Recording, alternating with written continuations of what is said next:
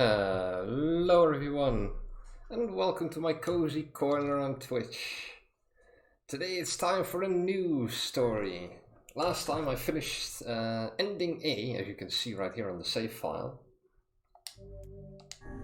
So yeah, it's time for something else. I think it's Kaine's story this time. Whenever I interacted with Kaine, I was reminded about something from my past. Oh, we're gonna... My mind has been confusing her with my sister this whole time. Is this really gonna be the start?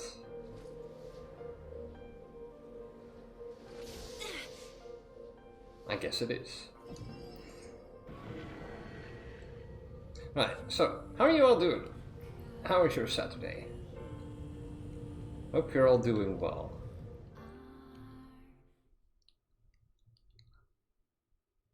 Haha, Kaine's dreams, though. I figured. Oh god, another narration part. No! I've done this enough times already. Right, here we go then. The sound of rain filled the village. The steep cliffs that surrounded the area magnified sound, causing even the slightest drizzle to rattle like a thunderstorm. Thin wisps of smoke streamed from huts as the villagers huddled in their homes and waited out the rain. A single child, however, had braved the downpour and was now wandering slowly toward the wooden, hawk-shaped weather vane at the center of town. The wanderer reached the vane, which had existed for as long as any could remember, and stared. The child's face was simultaneously delicate and fierce, like a teacup that had survived a shipwreck. Those traits combined with pale white skin to give the face an almost sexless quality. If the beak turns east, I go home. If it stays west, then The child blinked. Rain slowly dripped down the young one's short hair and began its long descent to the ground. Come on, come on! The child felt a slight breeze and watched as the vane slowly creaked to life, spinning this way and that for a moment. It finally settled, with the beak pointing firmly toward the east. East? Really? Before the vane could move again, a jagged rock came spinning and tumbling through the air, striking home against the child's head. The force of the blow dropped the child to the ground, as a hail of stones began to fall all around. Oh no, they found me! A heartbreaking smile crept across the child's face as the stones continued their assault. Through the rain, the sound of multiple footsteps grew louder before a voice rang out. Yoo-hoo, Kaine! The voice belonged to Demo, worst of all the bullies in the area. As Kaine struggled to stand, a final stone came skittering through the mud and bounced against her foot. Blood oozed from a cut above her eye and blurred her vision, but she could make out the shapes of Demo and his usual gang of idiots. The boy seemed taken aback for a moment by Kaine's seemingly indifference to the blood dripping from her face, but quickly regained his bravado. What's up, freak? You like the rain? You like getting all wet? Or did you finally decide to run away from home? Though she knew it was futile, Kaine turned to leave. Before she could get more than a few steps, the other children scrambled to surround her, cruelty burning in their eyes. Kaine knew those were not the only eyes on her. The tormentor's parents watched from the safety of their homes. She was attuned to the sensation. It was one she had experienced many times before.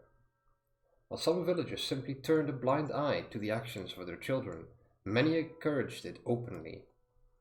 In a society ruled by superstition and fear, Kaine was something to be hated, and if possible, destroyed. I didn't say you could leave, freak. Demon's words chewed at her, like a worm through an apple. He can't hurt me, she lied to herself. Be strong, be brave. He can't hurt me. He can't hurt me. He can't hurt. Oh look, the little freak's gonna cry. What's wrong? Are you sad that everyone hates you and wants you dead? Kaine prayed for the rain to flood down and carry her away from the world that seemed to have no place for her. But if there were gods, they chose to ignore her. As Demo crept ever closer, the clouds began to thin and the rain slowed. Even the weather hates me. I'm useless, a failure. I wish Demo's rock had taken my head off. Kaine couldn't meet Demo's leering gaze. She lowered her eyes and stared at the muddy ground below. The bully moved forward until he was inches away. She could smell the scent of old meat on his breath.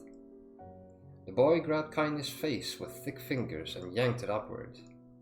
She tried to turn away, but he forced her gaze back and jammed his thumb against her eyelid to pry it open. Show me. No. Did you just say no? Demo grinned evilly. You don't say no to me. No one says no to me. Not even taking his attention from Kaine, he called to his cohorts. Come on guys, let's give the freak what she deserves. As soon as Demo finished, kicks and blows began to rain down upon Kaine. Demo paused, still grinning, as Kaine curled into a ball and tried to make the pain stop. I don't get you, freak. What you acting like a girl for, huh? Everyone knows what you really are.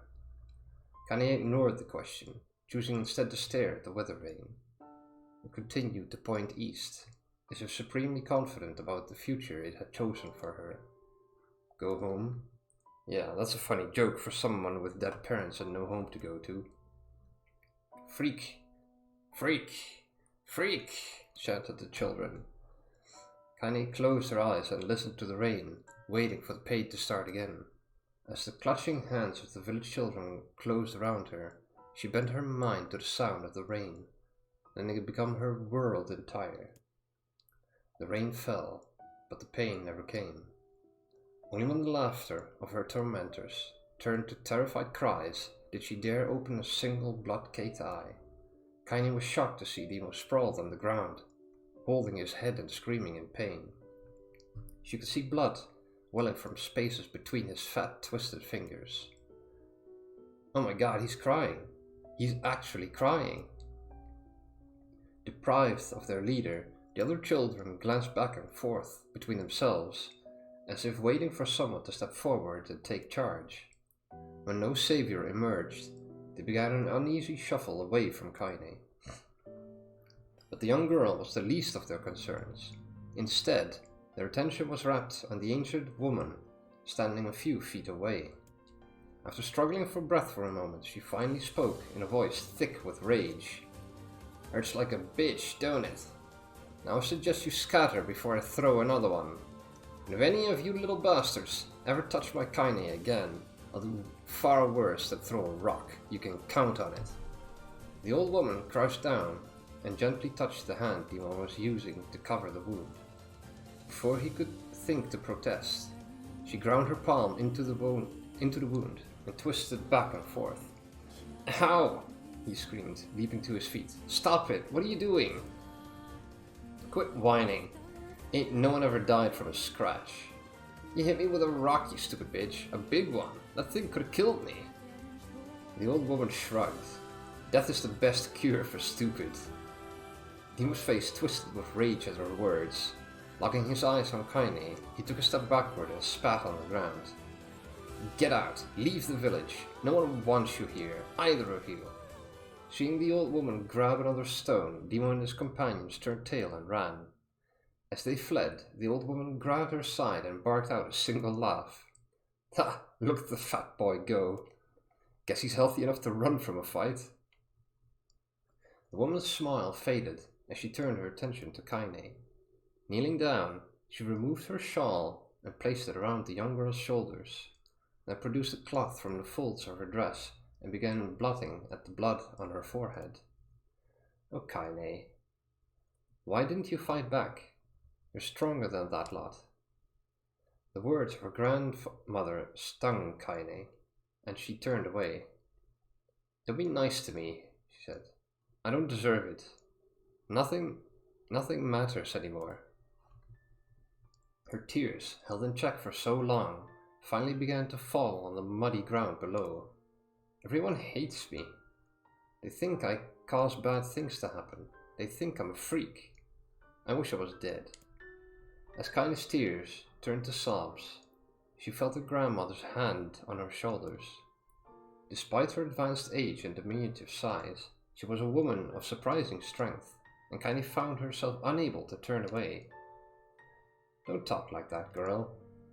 It's a river wide and deep that flows between the realms of this world and the next, and it grants no mercy to any that attempt crossing.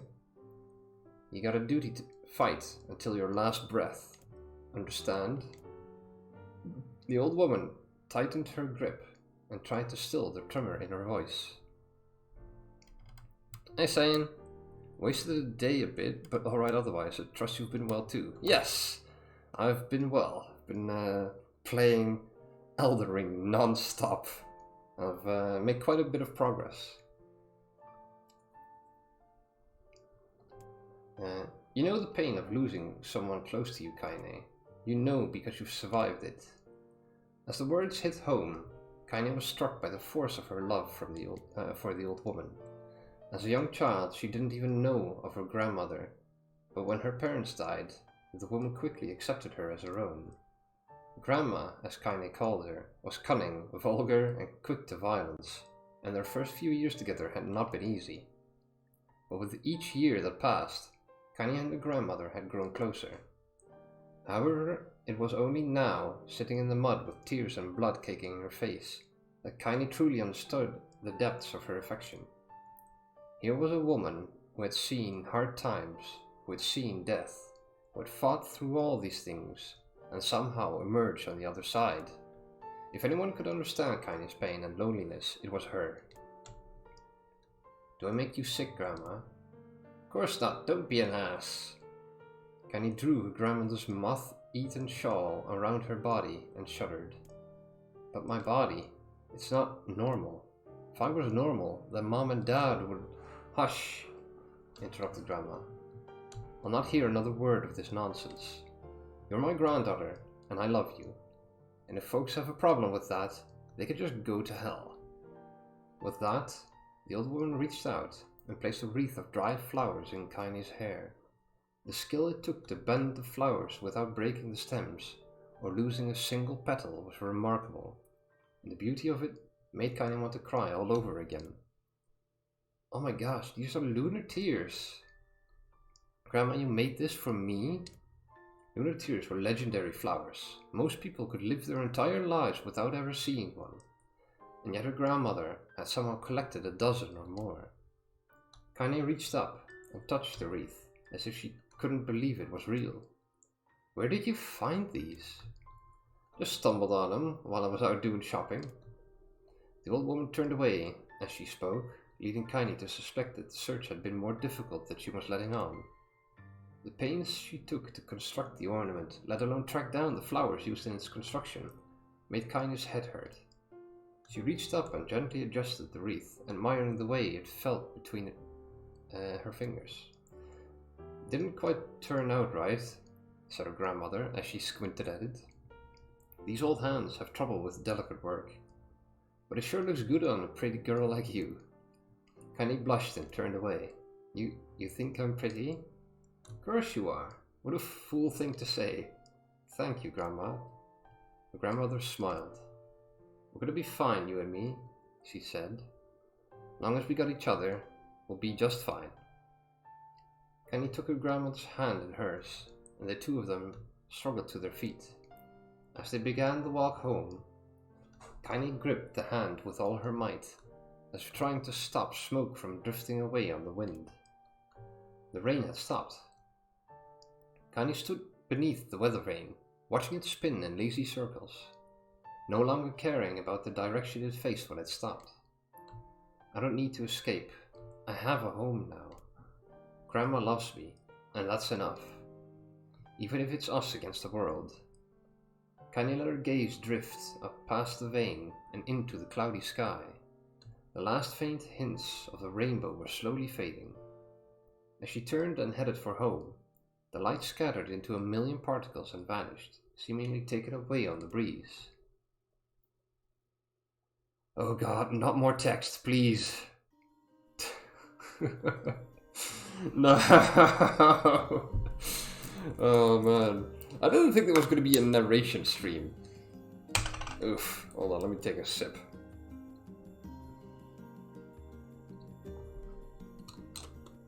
I've already been at it for 15 minutes, doing nothing but talking.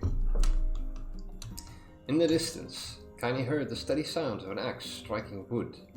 The noise had a purposeful quality to it, as if she was hearing a master woodsman go about his work. The firewood being produced, however, was as far from a work of art as it could be. Pieces of every shape and size were being flung about a barren yard with wild abandon. Anyone trying to stack such wood would probably die of frustration before the job was through. Stupid piece of shit, an axe. Kaine's grandmother flailed away with the axe, filling the air with both splinters of wood and words that would make the most hardened sailor blush. "Grandma!" called Kaine. "That you, Kaine?" yelled the old woman, taking her eyes off the wood for a moment. "Don't get too close or I might take your goddamn foot off by mistake." She brought the axe down on a piece of wood, sending chips flying in every direction. One spun past Kaine, close enough to her to hear the whistle, at which point she decided to step back.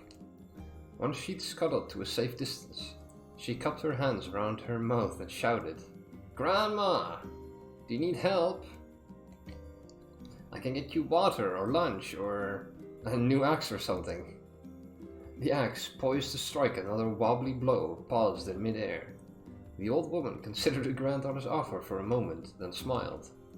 "Tell you what, since I'm doing such a piss-poor job of chopping, why don't you come here and take over so I can go get the water? Shades have been restless lately, and I don't want you running into one of them bastards." Relinquishing the axe, her grandmother picked up a long pole with wooden buckets on either end. Gathering water was by far the more difficult of the two jobs, but Kaine knew better than to complain. Once Grandma's mind was set, there was no changing it. Kaine did her best to help with chores, but Grandma took every task that required travel to the village. Though she had a long list of plausible excuses, Kaine knew the real reason. She didn't want her granddaughter to be taunted and harassed by the villagers. Once Kaine moved in, Grandma decided to take up residence a good distance from the Eyrie.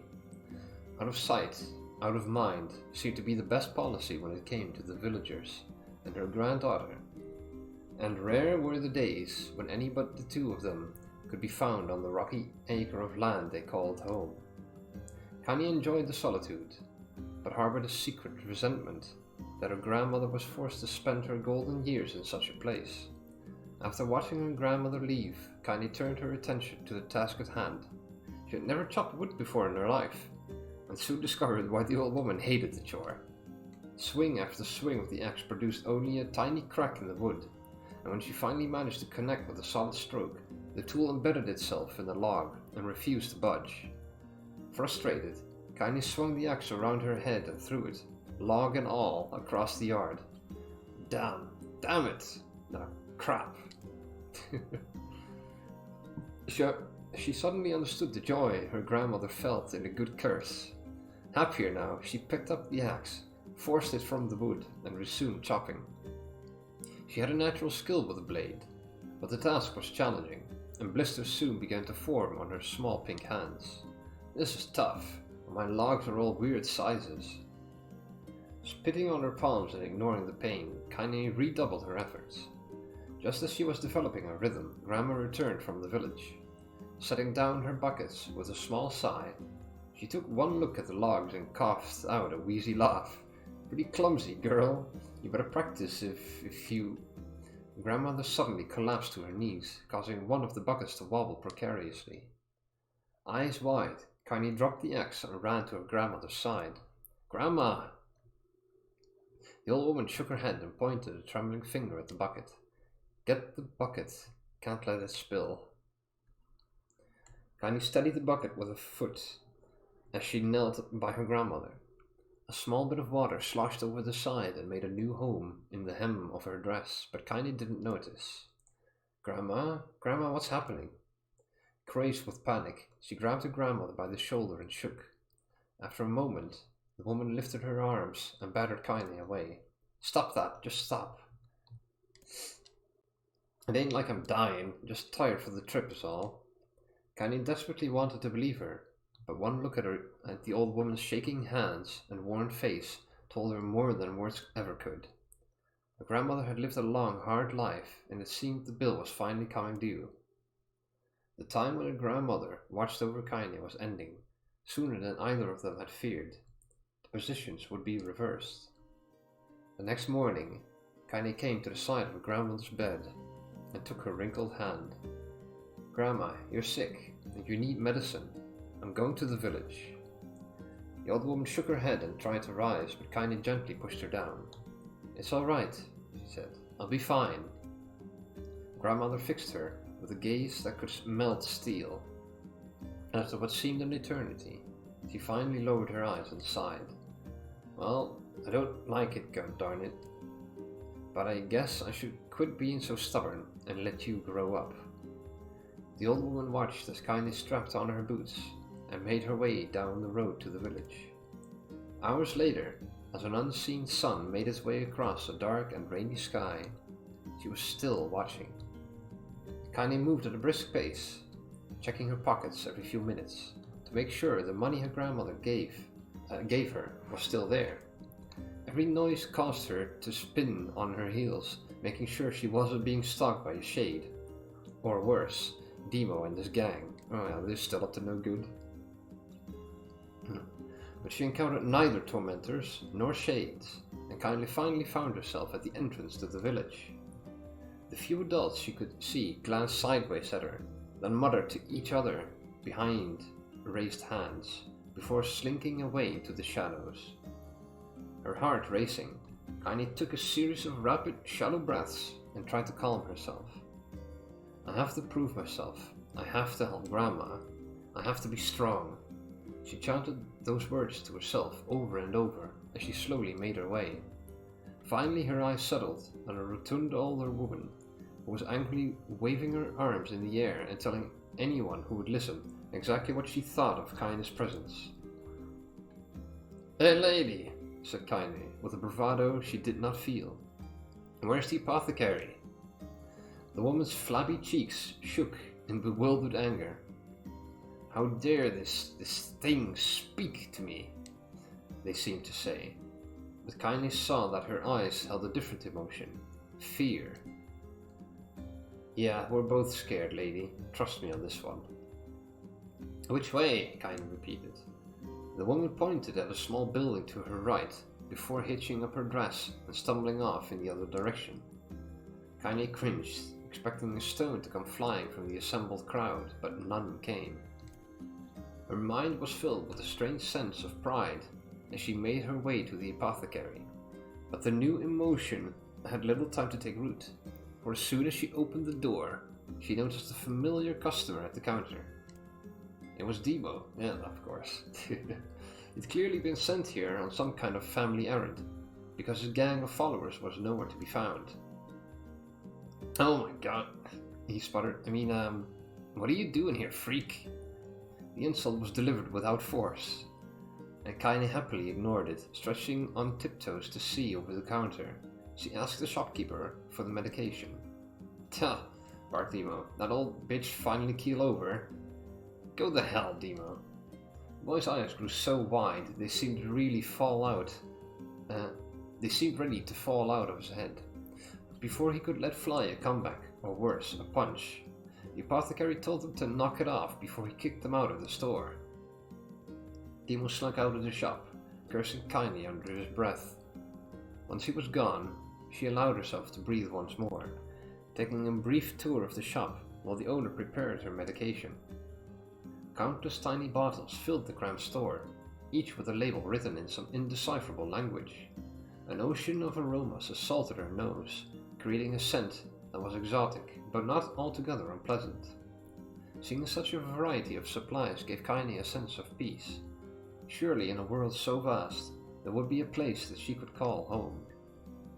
On the far wall, behind the counter, rested a portrait of a stunning young girl. The picture had once contained bright, vibrant colors, but time had worked its cruel magic, and they were beginning to fade. The beauty of the work, however, remained undiminished. "You like that picture?" Kaine turned to find the apothecary with a small vial of medicine in his hand. His eyes were gentle but sad, and they seemed to stare through her and into nothing as he spoke. "That's my daughter. I sketched it when she was just a little girl. She's been dead a long time now." Kaine didn't know how to respond. She just stared at the portrait and tried to come up with the right words. "Pictures are wonderful things," continued the shopkeeper. "They let the ones closest to you live on forever." He shook his head slightly, then looked down at Kaine and smiled. Handing her the medicine, he reached into a sizable green apron and produced a handful of old wax crayons. "You should have these. There's no one left that I wish to draw." Kaine took an instinctive step back, causing the shopkeeper's face to darken. "Yes, I've heard the rumors about you," he said. "It's a small village, and the word travels quickly. Between you and me, I'm not sure which of them to believe, but I also don't think they matter much. I know your grandmother, Kali, and I think the way she was driven out of this town is just deplorable." "Grandma's name is Kali?" thought Kaine suddenly. She was still mulling this new fact over in her mind as she reached out and gently took the crayons from the apothecary's hands. "Your grandmother is an old friend of mine," he said as Kaine scooted away yet again, "and I owe her much. I wager she would like it if you drew a picture of her." "Yes, I think she would like that very much." Kaine murmured a quiet agreement, but inside her heart was bursting. Never before had a villager treated her with anything but complete contempt.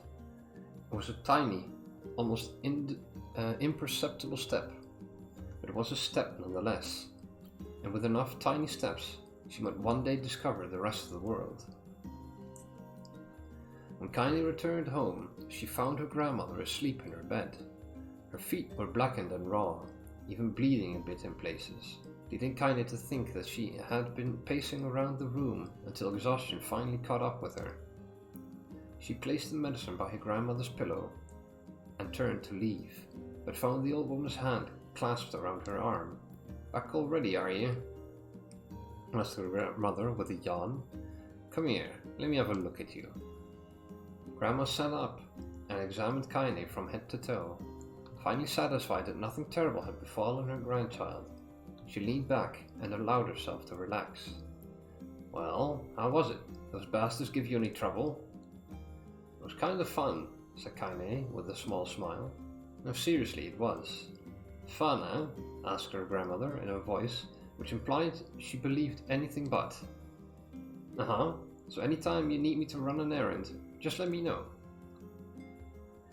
As she spoke, Kaine removed the crayons from her pocket.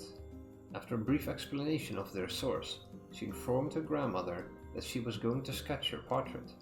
"A portrait? Of me? Ridiculous. No one wants to stare at a wrinkled old crone." "But Grandma, it'll make you live forever." "Poor shit," said her grandmother, throwing back the sheet from her bed. "Living forever would just piss me off. Now put those crayons away and help with dinner." But Kaine would not relent, and in the end, Grandma found herself leaning against the wall of their house, as if posing for a master artist. Kaine took up the crayons, eyed her subject carefully, and set to work. Just as her grandmother was about to nod off, Kaine finished the piece. After staring at it for a bit, she released it from her grip and let it slowly drift to the floor. Oh, let me guess, no good. "It's terrible. It doesn't look like you at all." "I'm sorry, Grandma.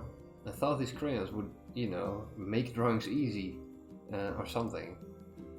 The old woman's eyes narrowed at her granddaughter's disappointment. "Let me be the judge of that," she said, ignoring the pain in her back and reaching for the paper. The sketch could have been a person's face. It also could have been a boulder, a lump of clay, or an incredibly misshapen loaf of bread, all rendered in a chaotic array of colors. The old woman stared at the picture for a long time, then slowly wheezed out a laugh.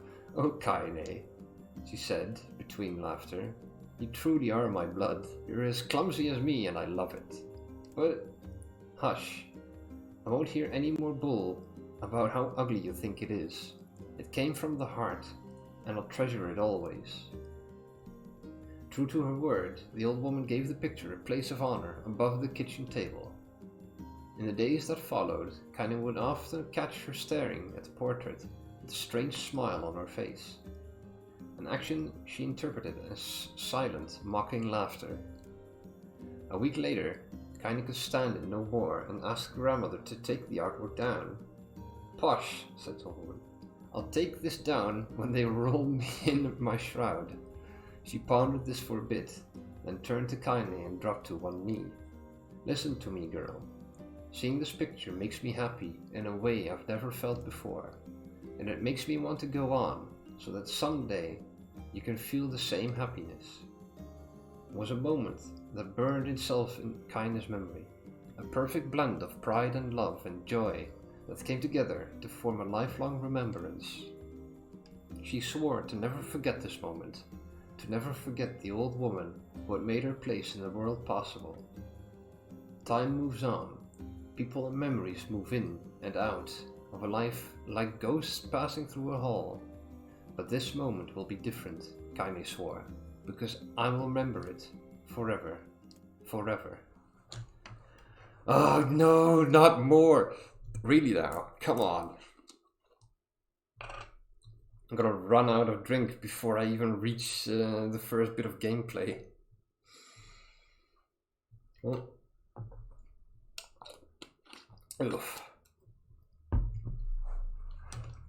Kaine listened to the sound of crackling firewood and stared at the black object on her plate. She'd been pushing it around the wooden disc for a good 10 minutes, ignoring the bemused stare of her grandmother. Finally, she summoned her courage and gave the object a brief sniff. A sharp, bitter scent flew up her nostrils and made its home there, causing her face to twist with disgust. "Grandma, I can't believe you want me to eat a bug." The old woman threw some more wood under the cooking pot and snorted.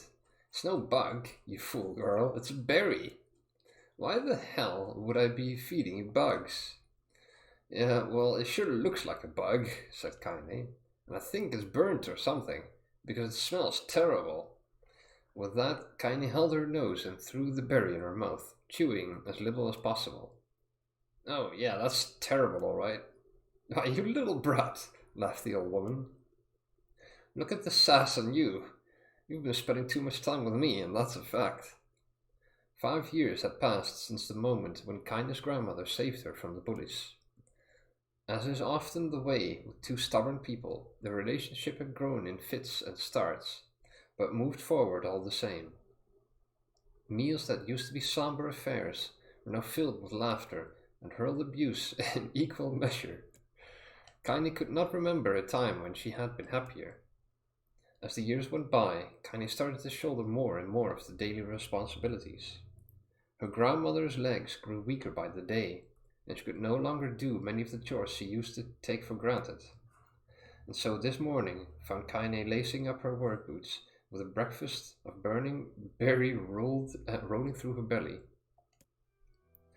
"Where are you going today?" asked Grandma suddenly. Kaine looked up, surprised. The old woman rarely asked for specifics anymore. "Well, I was gonna check out the kelma trees and see if they were ripe. I thought we could make some jam or something. Oh, and I'm going to pick up some flagstones, so I need to take the wheelbarrow." "Flagstones? What in the hell for?" Kaine stared at her grandmother, then held out an arm and swept it around their home. Constructed mostly of cloth, rope and rubble, the old place sagged like a boxer in the final round. "Grandma, a dying cat could chew through this house. I'm going to build a stone wall, so we have some protection." The old woman laughed, exposing her toothless grin to the world. "Goddamn, girl, if a bunch of thieves want to ransack this old place, let them come. We got nothing worth stealing anyway." "I'm not worried about thieves. I'm worried about shades. People saw one west of the village yesterday." The old woman tilted her head and stared at her granddaughter. "Well, shoot. I don't know why you have to do it today. We can worry about it some other." "Grandma, no. If I don't go to the Kelma-trees, we won't be eating tonight. You know that. A confused expression passed across the old woman's face, and for a moment she was a small child lost at a carnival. Yes, she said after a bit. Yes, of course, you're right. I'm sorry, Kaine. Lately it seems my mind is... She didn't finish the thought, instead walking over to her nightstand and gently taking the wreath of looted tears from the drawer. The flower petals had aged to a brilliant whiteness, and Kaine thought it was more beautiful now than the day she first received it. You're gonna be a true woman soon, Grandma said as she placed the flowers in the girl's hair. So that means less chatter about shades and building defense walls, and more talk about how beautiful you've become. Annoyed, Kaine reached up to remove the garland, but the look on her grandmother's face stopped her hand. You're a beautiful thing, said the old woman, and there ain't another like you in all the world. I'm very proud of you. Okay, Grandma, that's enough goddamn compliments for one day. Such a mouth on you. Where did that come from? Gee, I wonder. I'll teach you to sass me, girl, yelled Grandma. Suddenly, she lurched forward and grabbed Kaine by the ears, pulling her around the room with a crazed grin on her face. Grandma, yelled Kaine in a quacking voice. Grandma, stop it, what the hell? The old woman stared at her and blinked, then slowly held her wrinkled hands out, as if it was the first time she had ever seen them. I don't know what happened there. I'm sorry, girl. Sometimes my mind just... Kaine thought the look on her grandmother's face was the most heartbreaking thing she'd ever seen. Listen, she began. Maybe I should stay home after all. No, I won't have you stay here to keep an eye on an old codger like me. You go get your fruit and your wall and whatnot. I'll be fine. And when you come back, I'll have a nice grasshopper dinner for you, waiting for you. Kaine rolled her eyes, then kissed her grandmother on the forehead and made ready to depart, trying desperately to ignore the worry that was gnawing at the walls of her heart. Kaine could feel the old woman's eyes watching her as she moved down the path. Don't turn around, she told herself. But in the end, the temptation was too great. She spun on her heel for one final look and saw a small bent woman standing in front of a ramshackle hut with a sad expression on her face. God, she looked so old now. It's like the wind could reach down and just carry her away. Kaine worried about her grandmother all day, causing her work to suffer. What little fruit she could collect was tossed carelessly into the wheelbarrow, and she only found a couple of stones before losing interest in the project. Finally, as dusk approached, she decided to call it a day. Cursing herself for the lack of focus, Kaine pushed the nearly empty wheelbarrow back down the path. As she crested the final hill, she suddenly froze in place. The wheelbarrow fell from her fingers and collapsed on its side, sending a few pieces of wrinkled brown fruit rolling back down the hill. Her gaze was transfixed by a thick black cloud that hovered just ahead. Tracing its path with a finger, Kaine suddenly felt her stomach knot in on itself. No, oh gods, no. Her grandmother's house was ablaze, the flames licking up as if trying to touch the sky itself. Grandma? Grandma! Kaine ran then, faster than she ever moved in her life. Once she tripped on a stone and went sprawling into the rocky ground, but she leapt to her feet and continued running, unmindful of the blood that spilled from her wounded hands and knees. As she got closer and closer, Kaine's mind began to race in time with her footfalls. It's too dark. It's too dark. Not just fire. Can't be fire. Too much smoke. Gotta save her. Gotta save her. She burst into the front yard and came to a sudden halt, her worst suspicions confirmed. The smoke from the fire was mingling with the thick inky blackness of an enormous shade. The massive creature supported itself on 3 twisted feet and achieved balance through means of a large armored tail. Scales, horns and claws sprouted from its body in a random, chaotic pattern, giving it the appearance of a lizard designed by some insane god. Hey, it's the thing we fought. Seeing Kaine, it let out a roar and flicked its tail, sending small whirlwinds spinning around the yard. For a moment, the creature retreated into a shimmering, inky blackness, as if her mind was unable to comprehend that such a thing could actually exist. But then the smell hit her, a blend of rotted meat and excrement, and the horror became real once more. The creature bellowed again, and this time, Kaine responded with a scream of her own. "All right, you bastard," she thought as a scream echoed off the high cliffs around them. "It's you or me. Let's go." The shade eyed Kaine with bemused interest, then it began looking from her to the house and back again, as if urging her to look at the destruction it had so gleefully wrought. With dread building in her heart, Kaine glanced toward the house. Through the smoke and flames, she spotted a small figure struggling to escape the ruins. "Grandma!" At the sound of her voice, the old woman began waving frantically. "She's alive," thought Kaine. "Alive!" Kaine's legs sprang to life as she raced across the yard towards the flaming wreckage of the house. Before she could advance more than a few steps, the shade opened its mouth and let out a roar powerful enough to uproot trees and send them flying.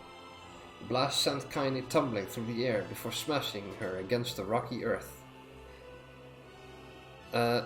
Dovius, hey, why don't you tell me when you're streaming, you fucking ape? Well, you know. You could just spend your Saturdays with your girlfriend. Oh, wait, fiancé, sorry. Also, ta-da! Gotta support the hobby. Well, you're here now, and that's what matters. Also, by the way, you haven't really missed much, because I've been talking for about 40 minutes now. It's ridiculous, this is text. But hey, glad you're here now. How you doing? How was your Saturday? Right, also, let's go finish this. Stars danced in front of her eyes as she tried to remember how her legs worked. Get up! Get up! Get up! Get up now! As Kaine struggled to her feet, the shade stomped toward the house and pinned her grandmother to the ground with the tip of a claw. You have a chill playing Ark at the moment. Playing Ark together. I don't think I've ever seen gameplay of that game. Are you gonna play that on stream at some point? The old woman struggled to move the claw from her stomach, but she might well have been pushing a mountain. She coughed briefly, sending a small spray of blood into the air, then collapsed to the ground, her energy spent. I might, but it's a bit slow. Is it? Yeah, most of the games you play are fast, with a few exceptions. Phasmo, but Phasmo is a lot of fun though. Kaine lurched to her feet, only to fall back to the earth with a gasp. Her ankles were on fire. One or both of them were surely broken. Ignoring the pain that screamed through her body, she began dragging herself across the ground, leaving a drunken trail of dust and blood in her wake. "Grandma, hold on, just a little longer." The grandmother's face was turning blue, her eyes rolling back until only the whites were exposed. Kaine pulled herself across the ground with maddening slowness, the distance seeming to increase with every second that passed. The shade glanced between the two women and flicked out its tongue, its giant mouth turning up at the corners. Short panting breaths belched from somewhere deep inside its core. Bastard, laughing at us. She had no idea how much a mindless creature could experience emotion, but there could be no doubt the shade was taking joy in their suffering. "Yeah, I see your plan." The shade moved its claw slightly, allowing Grandma to breathe again. It was clearly keeping her alive only to snuff out her life, and Kaine was close enough to touch her. "I'm gonna kill this bastard." Summoning all her strength, Kaine rose to her feet.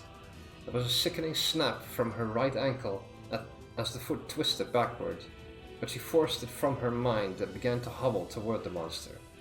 Pulling a small knife from the pouch at her waist, she leapt on the foot that pinned her grandmother and plunged the weapon deep. "Give her back!" she screamed. "Give her back to me!" It was like stabbing a rock. After a few swipes, the knife broke at the hilt with a dull snap. The shade panted laughter again, then raised its tail and sent it rushing through the air toward the young girl that was latched to its foot. Kaini never had a chance. The tail struck her square in the chest and sent her crashing into the burning wreckage of the home. As she lay on the ground, with blood pouring from multiple wounds, a small weak voice spoke up. "Kaine?" Kaine's vision blurred, but she forced herself to focus on the sound.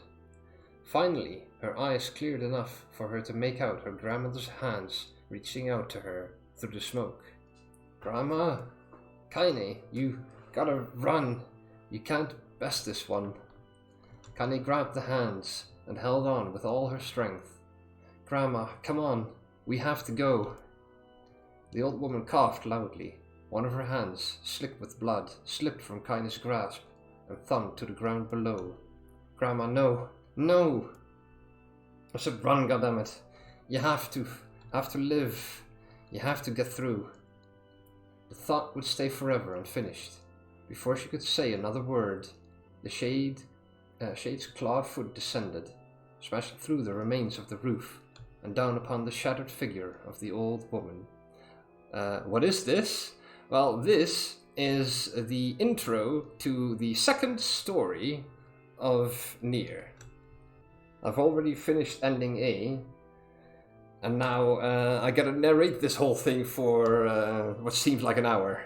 This is the longest intro ever. Yes, I know. And it annoys me, because I'm running out of drink already. I haven't even started it yet. There's so much text. Oh, so much text. Blood oozed from gaps in the creature's toes, as the terrible putrid smell assaulted Kaine's nose once again. She stared at the foot, dumbfounded, convinced that what she was seeing could not possibly be real. When the creature finally lifted its appendage, all that remained underneath was a twisted, unrecognizable mass of rubble and red. Her grandmother was gone. Kaine blinked, trying to feel the hands which had been in hers just a moment before. For a fleeting instant, she could remember the warmth of that embrace, the trembling of the fingers, but then the sensation drifted away on the breeze, and was gone. Memories flashed through Kaine's mind, one after the other, faster and faster, until they became a meaningless jangle of noise. Kaine screamed then, a thunderous sound that echoed off the cliffs and seemed to roll away forever. The shade eased forward, black ichor pouring from its mouth and dissolving into smoke on the ground below.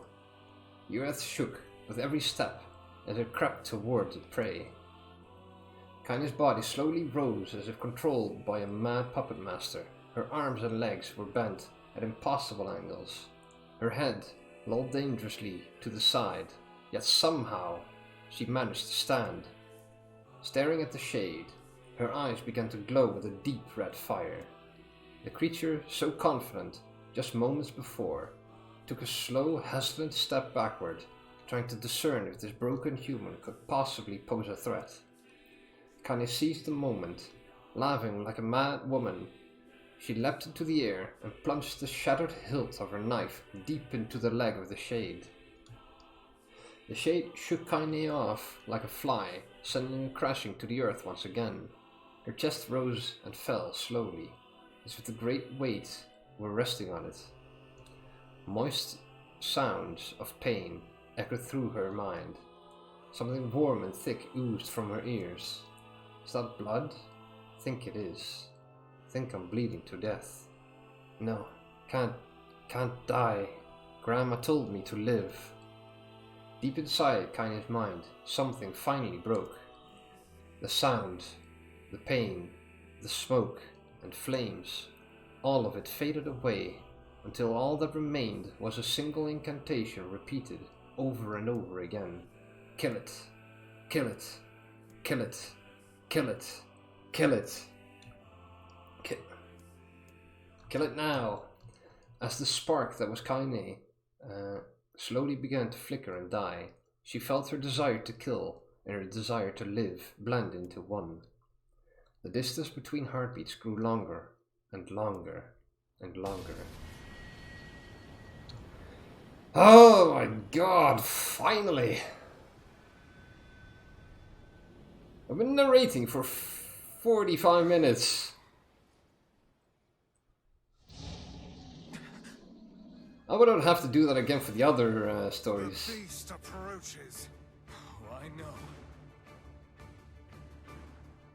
Alright, let's do this. Or maybe not. Do I just get to watch?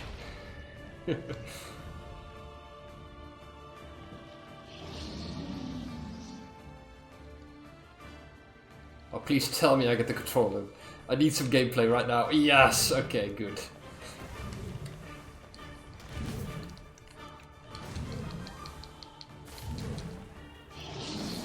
What anger this creature must have. How did it even survive these past 5 years? I'm not gonna let this happen again. It dies today. I saw it.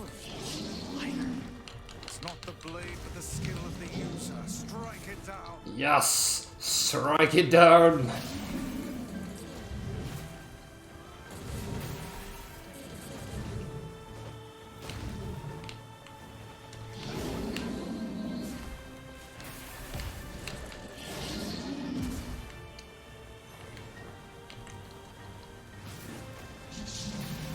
Kablam! So what's next? Do I need to... Ah, there we go. There we go.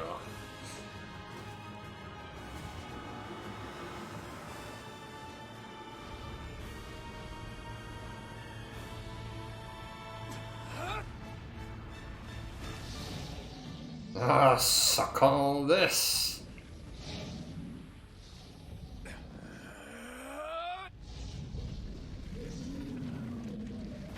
Snap. Ah, I needed that.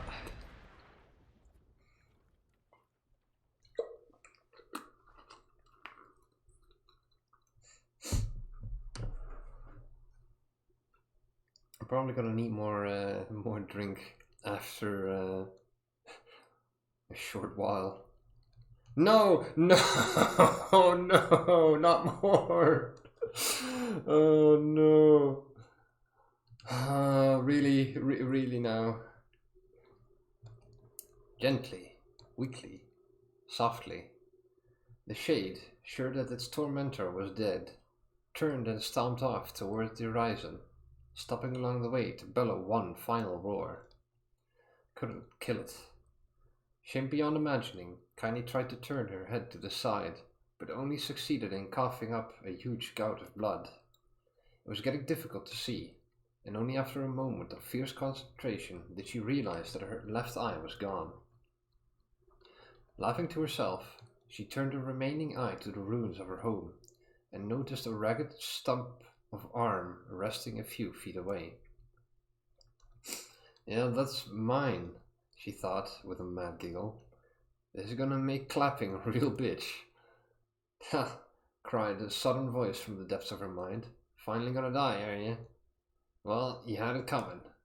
Go to hell, Demo, she thought at the unseen assailant. Go to hell before I pluck out your eyes and feed them to a dog. The voice of her childhood terror evaporated into smoke, only to be replaced by another, more recent voice. Hold still, said the apothecary, materializing from the ruins like a ghost. I want to draw you. That way you can live forever. No, stop. Don't want to live forever. Want to die right here. I see, he said quietly. Well, if that's what you want. The spectral shopkeeper fluttered in and out of existence for a moment, then produced a piece of paper and sketched quickly. After a few seconds, he turned the page to Kaine and smiled. Since you rejected my offer, I decided to draw something else. It was a picture of a grandmother, real as life. Connie opened her mouth to thank the man, but stopped as the picture began to blacken in the middle. Before she could say anything, dozens of multi-legged insects began to swarm across the image, tearing at it with sharpened pincers. Stop! No! Don't hurt that picture! Connie reached out with her remaining arm and waved futilely at the air. To her surprise, the insects fell off the picture and to the ground below, where they vanished into tiny black tendrils of smoke. Relieved, Connie turned her good eye back to the picture, only to open her mouth in a silent scream. The sketch now showed her grandmother as she truly was. A smashed, unrecognizable lump of nothing. The apothecary smiled, then broke into a jolly dance. See that? He cried as he danced his jig. It's perfect now. She looks just like you, ha-cha-cha. I look like that? Oh God, I'm gonna die. I'm gonna die. Drowning in despair, Connie laid her head back in the mud and smoke of her ruined house and waited for the end to come. But just before she let everything go, an unfamiliar voice began whispering in her ear. Ain't you got a wish, sunshine? The voice was vulgar and fierce at the same time, as if insanity had somehow found a way to take form. Connie wanted to scream as the voice crawled under her skin, but her lungs refused to work. You know, a wish? Like a prayer or something? Why don't you get on your knees and start praying to heaven? Please, invisible man in the sky, save me, save me. Connie finally resorted to shouting at the voice with her mind. I don't make wishes, they don't come true for me. I'm a curse, a freak. I should be left to die. The other voice boomed in her ears. Oh God, you are the best. Connie glanced down and saw a black shiny substance oozing from her legs. She tried to brush it away, but her remaining arm would no longer respond. The substance slowly crept around her feet, and they began moving up toward the rest of her body. Is this death? Is this what it's like? Or is my mind just losing itself? She could feel the slime oozing upward, feel the hot searing pain on her left in its wake. Sorry, what? Hold on. Feel the hot searing pain it left in its wake. Yeah. There we go. Whatever else might be happening, she was still alive, and this was real. Come on, said the voice. Let it go. Connie tried to ignore the voice and concentrate on the pain, but the newcomer would have none of it. Don't ignore me, sunshine. You're ready to give up, ready to die. So why not let me have it? Have what? Your body. Come on, give it to me. Give it to me. I want to stand on the ground, feel the rain, taste the wind. The voice paused as if licking its lips. When it resumed, it was filled with mad, unabated joy. And I want to take your hands and use them to choke the goddamn life out of people. I want to tear out their throats and bathe in the blood, just like before. In response, Connie shifted her head and vomited. The warmth of it crept down her front and mingled with the pain of the encroaching black ooze. Are you a shade? Yeah, maybe. What of it? The slime reached her face, crept up past her nose, and slowly oozed to the socket of her missing eye. The moment it touched her brain, Connie was struck by the most powerful sensation she'd ever felt in her life. It was ecstasy. She wanted to scream with delight, but all she could manage was a small, whispered moan. Feels good, don't it? Asked the voice with a chuckle. Yeah, what can I say? I know how to please the ladies. Now give me that body, come on. Give me the body and I'll give you more of this feeling. It's a fair trade. A black lump began to protrude from Connie's side. As she watched, it grew longer and thicker, eventually taking the form of her missing arm. I can see better, she thought. My eye must be growing back too. The slime reached up to envelop the rest of her face, but she managed to brush it away. Stop, she whispered. marveling at how she had regained her voice. Stop! The black ooze hesitated, as if considering this request, then quickly shimmered down her body before disappearing in a cloud of smoke. Oh, what the hell, Sunshine? Screamed the voice. We had a deal. I thought you wanted to die. Grandma said, can't die yet. A brief image of her grandmother, bloodied and broken, flashed before her eyes. She saw the shade that had killed her, and heard its mocking laughter, then closed her eyes and forced the image from her mind. Her whole body was quaking with rage. When she opened her eyes again, they burned bright red. That thing took my grandmother. I have to kill it before I die. Kaine glanced down and saw a mysterious pattern, the pattern of the shades, burn itself into her left arm. Well, I'll be damned, said the voice cheerfully. Look at that, Sunshine. I think you and me are going to be good friends now. Kaine stared intently at her arm. The more emotional she felt, the more the letter seemed ready to puncture her skin and begin infecting the rest of her body. The arm clearly had a will of its own now. Stop, gotta stop. Holding her left arm in her right, Kaine took a deep breath and tried to calm herself. Come on, don't fight it, pleaded the voice. Hate's my favorite dish, and I'm hungry. Let it go. Feel the anger. Burn with the fire of revenge. Thirst for blood. Then go out there and... Shut up and get the hell out of my body. Your body? Oh, that's rich, Sunshine. Real rich.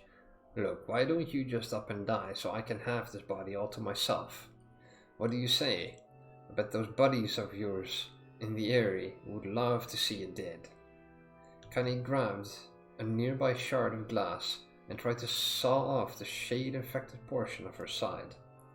Before she could, her darkened left arm grabbed her right wrist, crushing it. Kaine screamed and dropped the shard as the sound of bone crunching on bone filled the air. Ha, stupid idiot girl. You're possessed now, Sunshine, and there ain't no going back. The voice laughed again. A loud, long wail that seemed to go on without end. Possessed? Yeah, possessed. You and me, we got what you might call a timeshare arrangement. Remember how folks used to think you were a freak? Well, wait till, yeah. Pardon. Well, wait till they get a load of you now. Kaine looked up, tears in her eyes. The sky seemed smaller somehow, darker. Is this because of that shade? Is this how they see the world?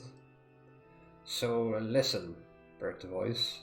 I know this whole possession thing seems a bit sudden, but it ain't all bad. There's plenty in it for you, too. I'm a very powerful creature, Sunshine, and now that power belongs to you.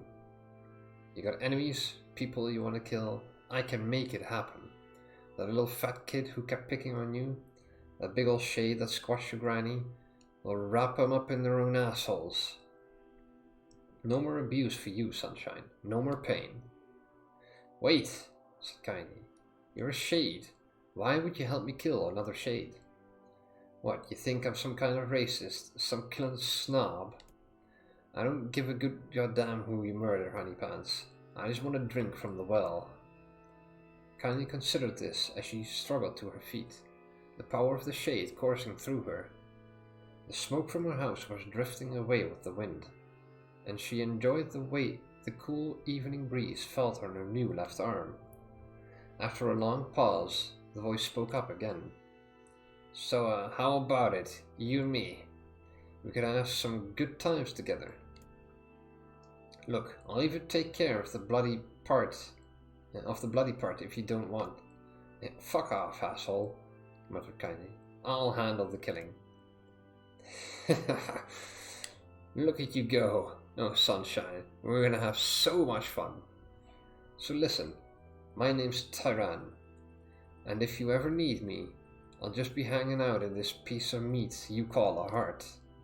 Now get to it, The more you kill, the more your heart turns rotten and sour. And I like rotten and sour. Kaine found herself nodding at the voice. Yeah, she said. Yeah, I think this can work. I'm gonna find that shade, and I'm gonna strangle it with its own guts.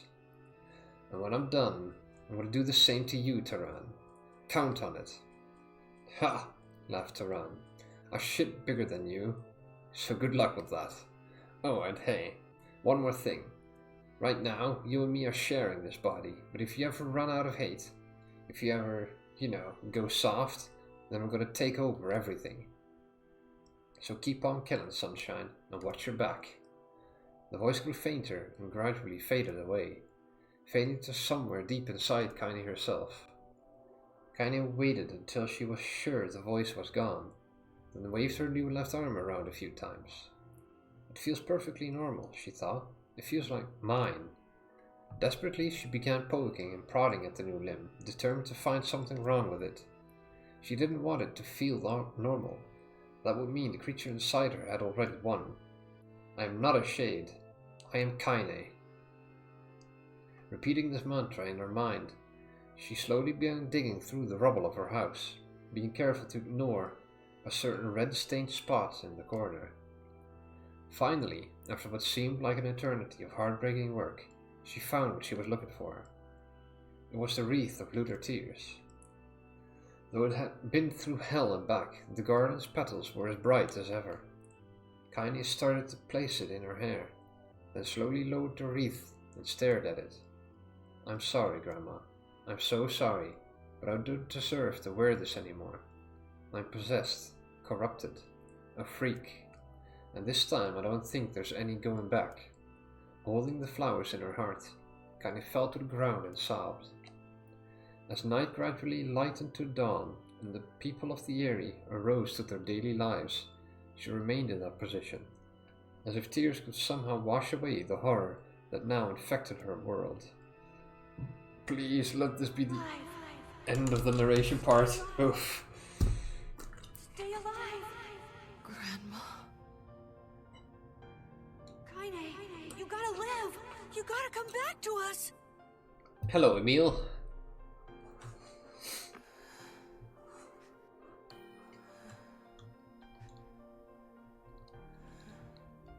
Oh, hey. Hello, how you doing?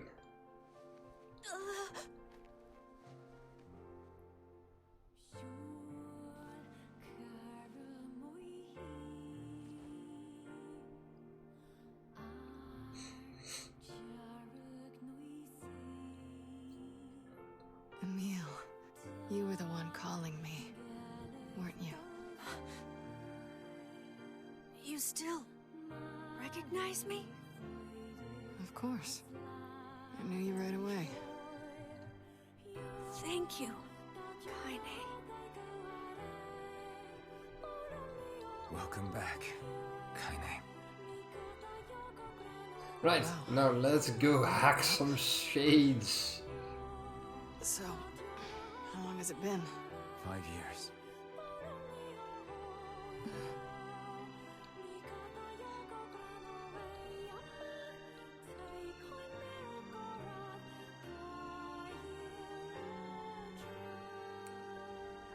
Shit.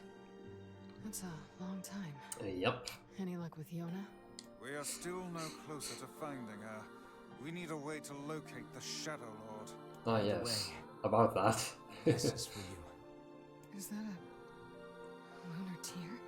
It's not as good as your grandmother's, but I tried.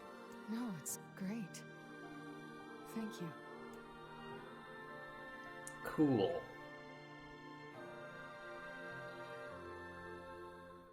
Kaine waking from her long petrified sleep.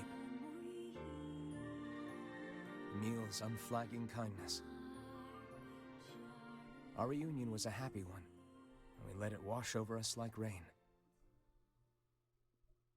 That is, until Devila and Popola had to go and ruin it all. Ah, yes, this part.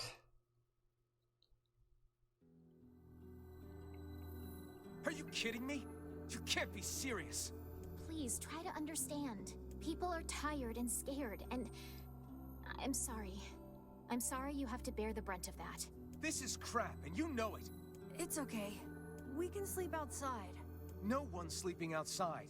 You and Kaine saved this village, and now they want to run you out? People are afraid of us. And really, I understand. I mean, look at me. As long as you're still with us, I can deal with it. Right, Kaine? I'm used to sleeping outside. But We'll see you later. Sorry about this. Right.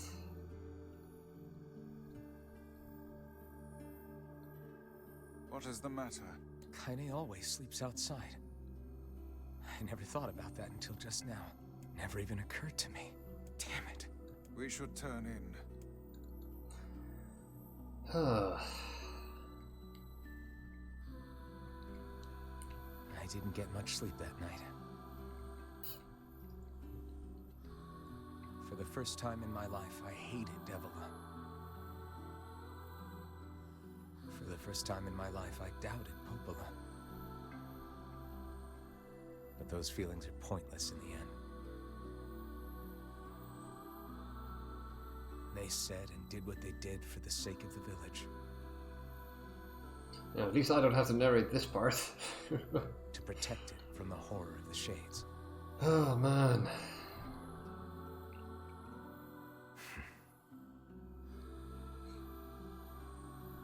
Really, how can I blame Devila and Popola?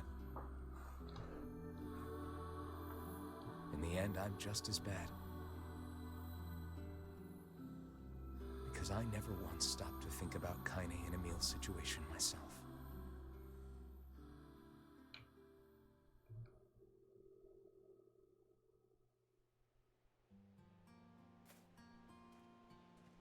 I think this is new. Maybe? I should apologize to Kaine and Emil, but what good would that even do? I got a fire going, Kaine. Wait, is that... Yep, that is. I'm so happy to get to talk to you again, Kaine. Yeah, me too. I tried everything I could think of to save you, you know. I polished you with a special cloth. I poured warm water over you. Wait, you poured water on me? Yeah, but it didn't really do much except make you all shiny. Hey, Emil. Thanks for saving me. I guess you noticed how I look different now. I'm sorry, Emil. I'm sorry for all of it. Well, I mean, this new form isn't all bad, you know? At least I can look at you when we talk, right? Hey, so why don't you tell me something about yourself? I'm not very interesting. Sorry. Come on, I just want to know you better. Please? Fine. This all happened when I was a kid. Before the whole shade possession thing. My body is different. And when the villagers found out about it, they started wonder. treating me like a freak. So, before she got possessed then, But one person why my did grandmother they call her a freak? accepted me just as I was. I wonder. No matter how bad things got, she gave me the strength to keep going. She's really special to you, huh? Yeah. Oh, hey! That gives me an idea. Since we cured your petrification, we should start looking for a way to cure your possession in my body. I know we can do it if we all work together. Heck, it'll probably be super easy. Let me guess. More warm water? Can we just forget I told you about that? Nope, it shall never be forgotten.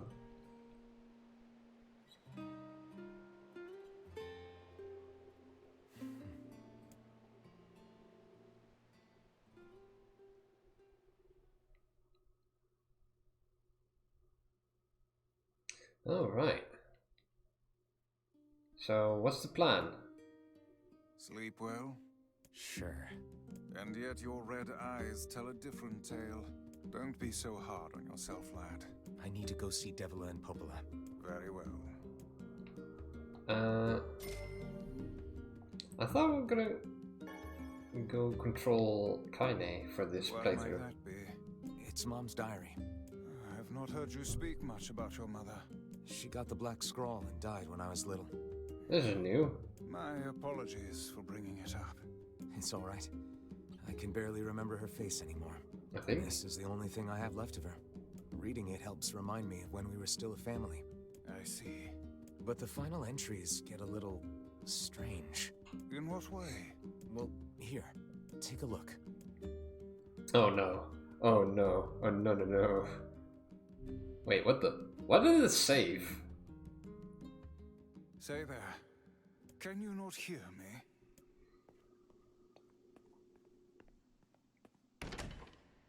What? Excuse me, what? Who Why are you this? standing about like a slack-jawed ninny? Sorry. Felt like I was dreaming or something. What the hell? Sleeping on one's feet is quite the talent indeed. Come now, there's the door. Right. Let's go. What the hell? Okay, this is new. Proceed beyond this point and you will be unable to save until the battle is over. You want to go through the door? Yes. I mean, battle is why I'm here.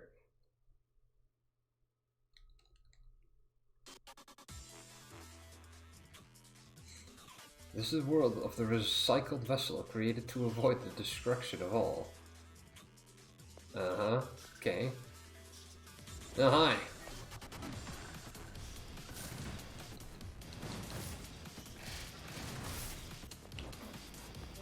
Let me grab one of these. Let's see, 300. This one. Hell yeah. But, do I need to word edit that thing? Let's see, Dragoon Lance. No effect. Aha, well, I'm about to change that. Well, hell yeah.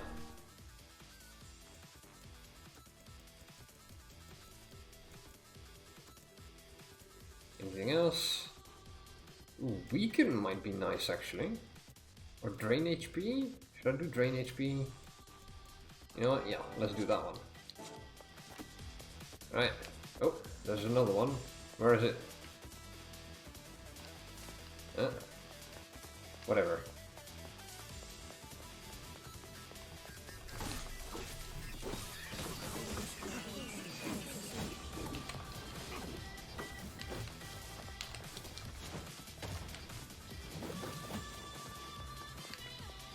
There.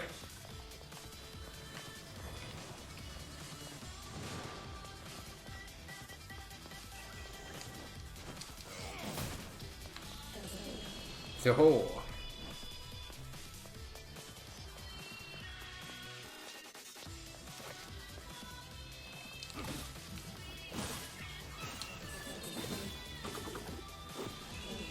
Well, I like this weapon. I like it a lot.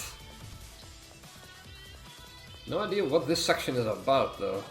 I guess I'll find out when I destroy everything.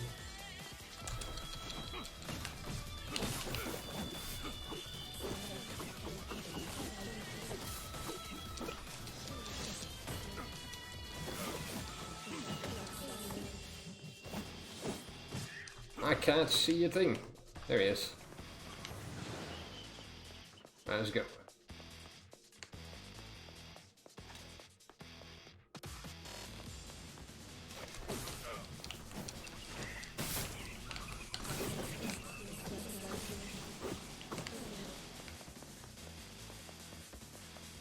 Who's next?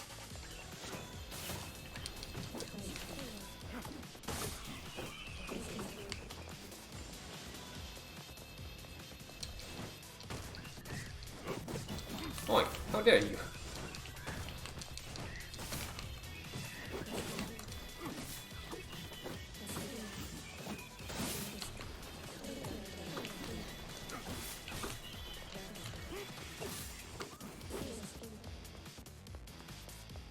Those things are very nimble. I don't like.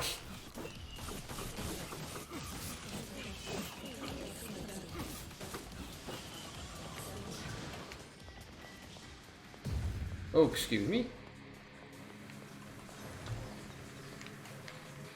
Flipping bats everywhere.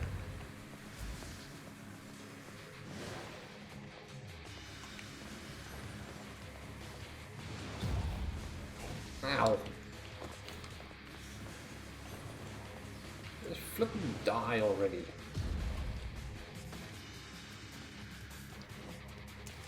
Oh, you're the one.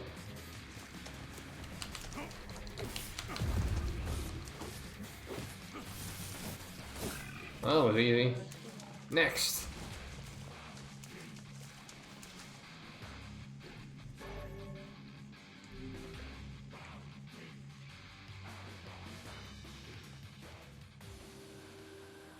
The Black Scroll, a lost destiny, a white book of false truth.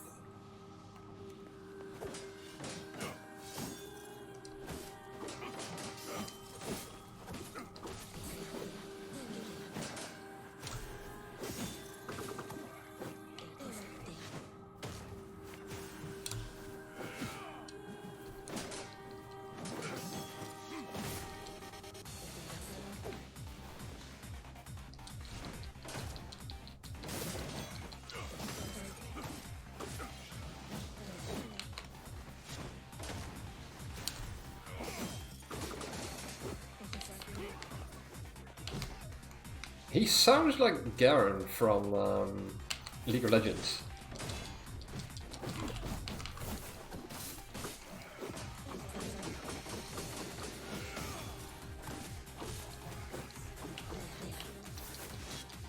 Have some of this. Ah! Who's shooting at me? Oh, you.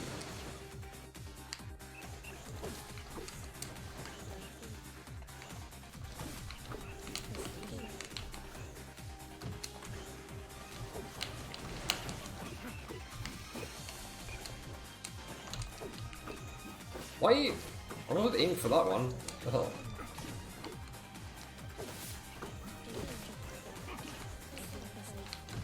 Oh, come on.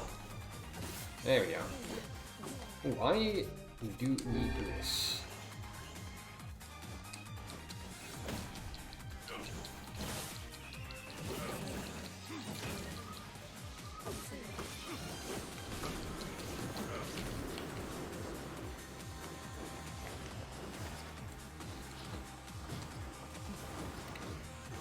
Alright.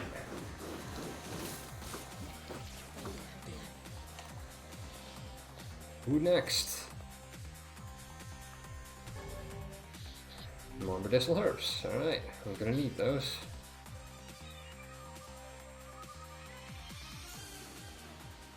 Soldiers of Salt calling forth white death. They are legion. Sorry, could not read the rest.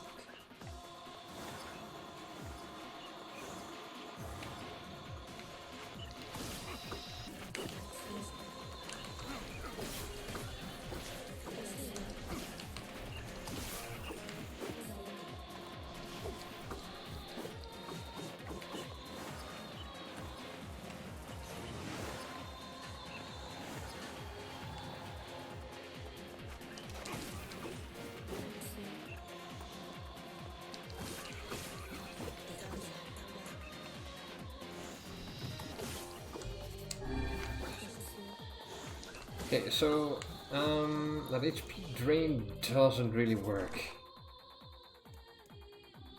Let's try. Wait. Okay. Poison, paralyze. There was another one, right? Weaken.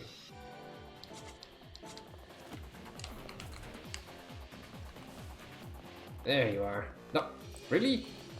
And no wonder I can't keep track of them. They keep disappearing.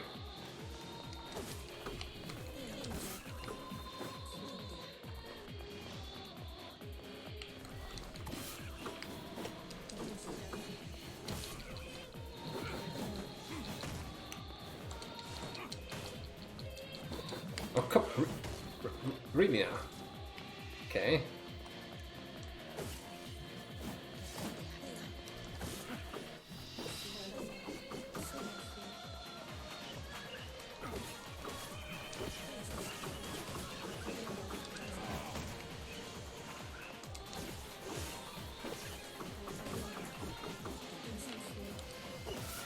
Okay, this is annoying. They keep disappearing.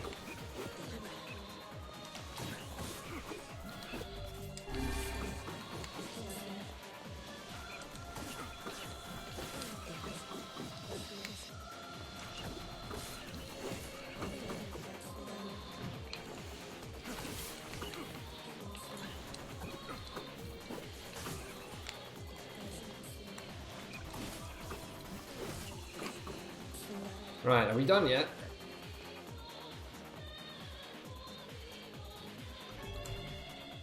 One-handed sword, Fool's Embrace. Oh, okay, cool, I guess. Still though, what the hell is this section about? The Dragon's Corpse brought death to the world, delivering unto its powerful magic. Oh wait! I know that reference.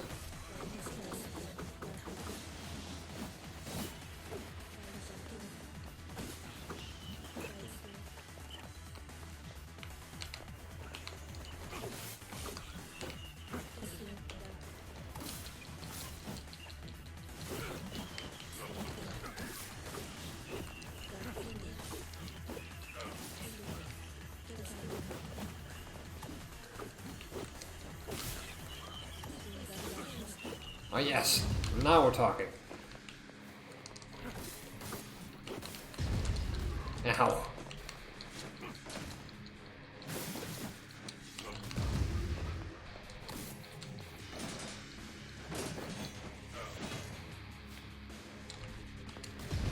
What the? I jumped that.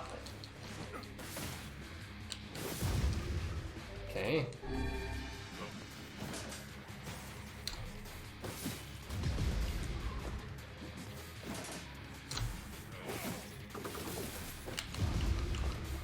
Doesn't really do any damage actually.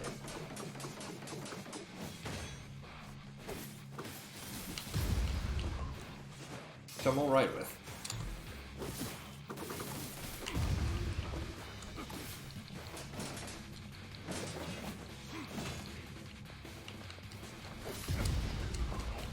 Okay, that one hurts though.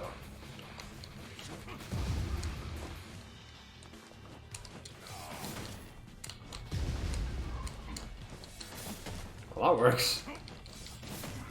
Works a lot better actually. Ah.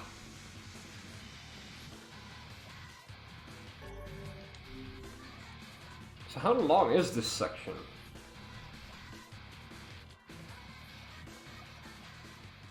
The black sickness stains the future. They journey to return to soulless vessels.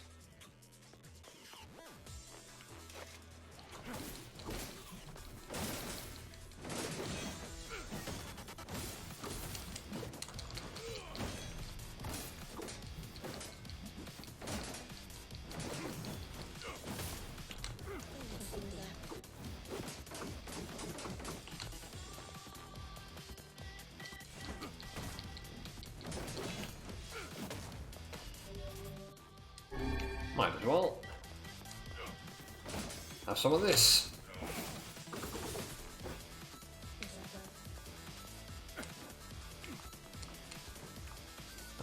Oh really? It's gonna be like this, huh?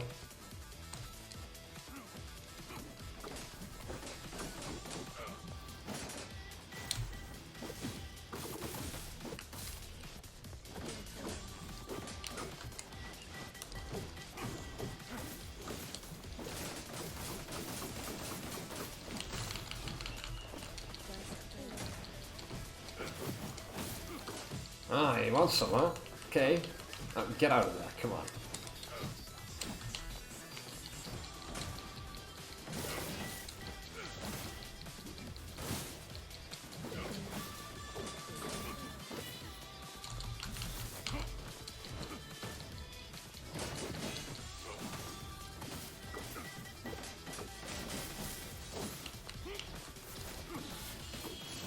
Oh. One more. Just to top it off.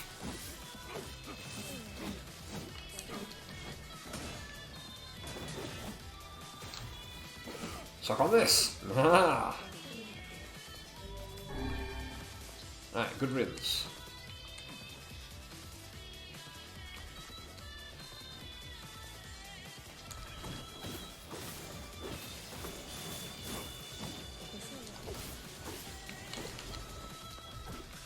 No, the other one. This one. There we go.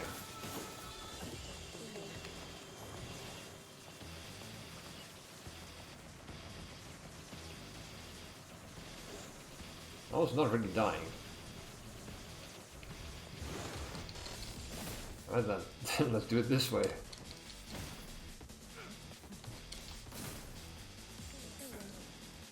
Alright. Done.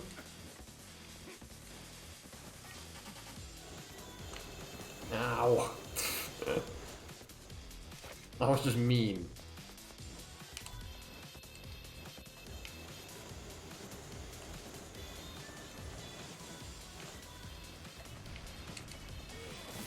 Nope. Whoopsie.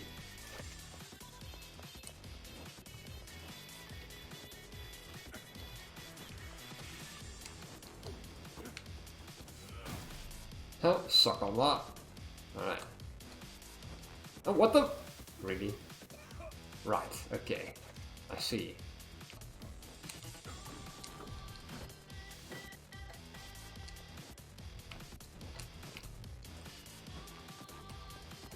Oh, hi. You're a big one.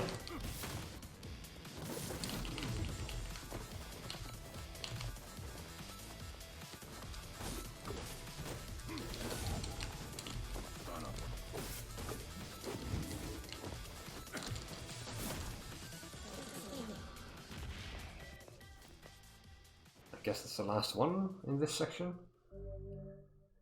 Kabuki outfit. Cool, I guess.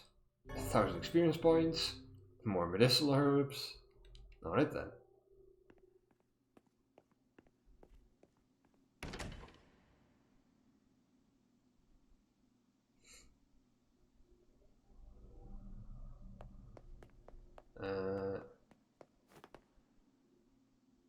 Left or right? You know what, I'm gonna go right first.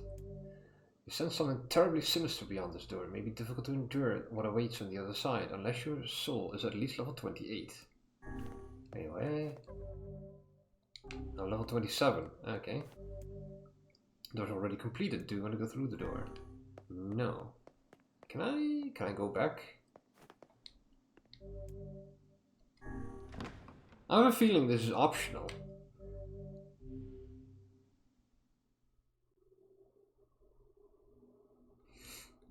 And actually has nothing to do with the main story.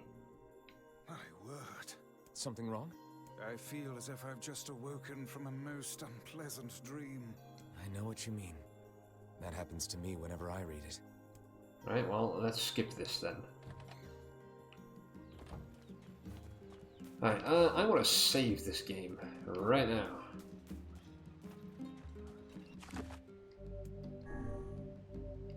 Also, Kabuki outfit? Let's have a look. Where do I even do that?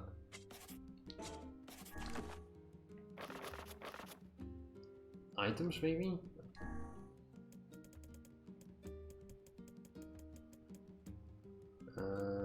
Maps. Huh. You know what? Whatever. I'll figure it out some other time. Well, hello there. Hey.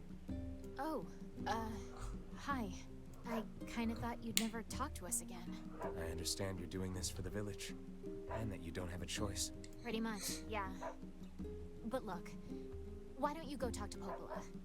I think she wanted to discuss the Shadow Lord with you. Uh-huh. Headed there next. Oh, and Devila? Yeah? Sorry about yesterday. I shouldn't have lost my temper like that. You don't need to apologize. Anyone would be upset when their friends are hurting. Let Emil and Kaine know that we're sorry, alright? Alright. Alright, well, here we go again.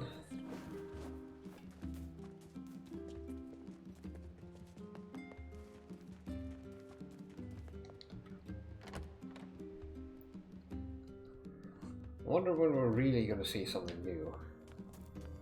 Because so far, it's mostly the same. Aside from that whole narration part, which took way too long, by the way. Popola? Oh. Hello. Look, I want to apologize for Stop. You didn't do anything wrong. Yeah, but neither did you. You're just trying to protect the villagers. And I jumped down your throat for it. It's very kind of you to say so. Regardless, please don't let it trouble you. Ahem.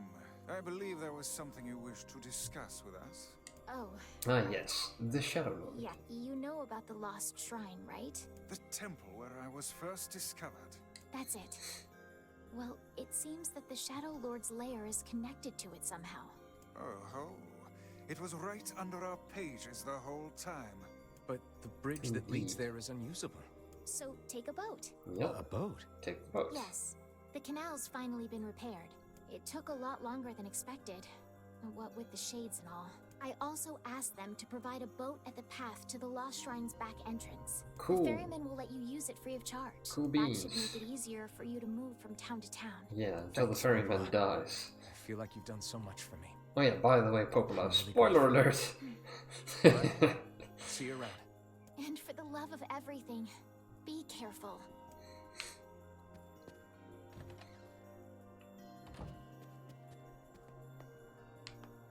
Alright, well, I guess we're going then.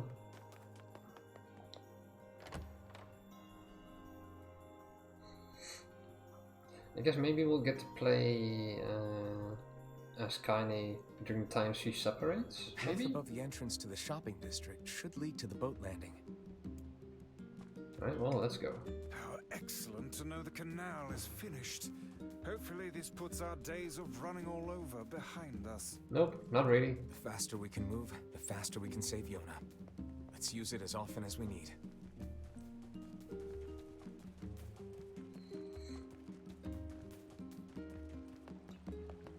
Alrighty, well. Here we go then.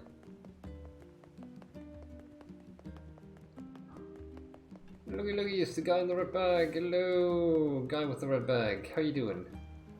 Hey, look who it is. Remember me? I do. That red bag. By my pages. You're the slovenly half of that couple who refused to stop arguing.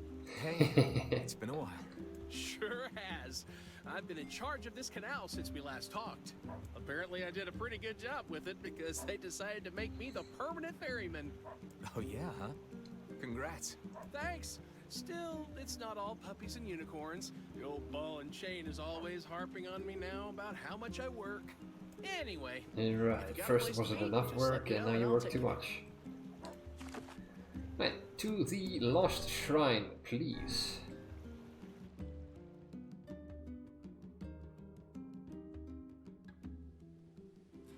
The Lost Shrine's up ahead, just past this cave. As well as the Shadow Lord's castle. Let us make haste. Yes, let us make haste.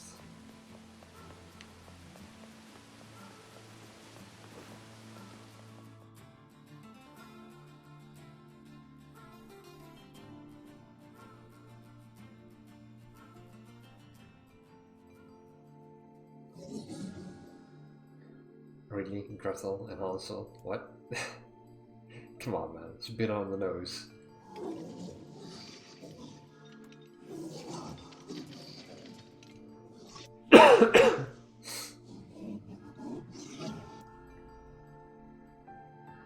Okay. It's like NieR Automata with the robots all over again. Got a mind of their own.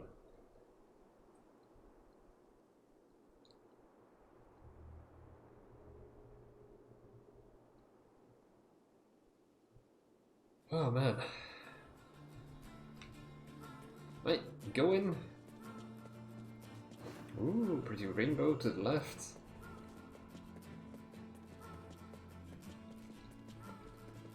We have no time for rainbows though. We have a Shadow Lord to defeat. Again.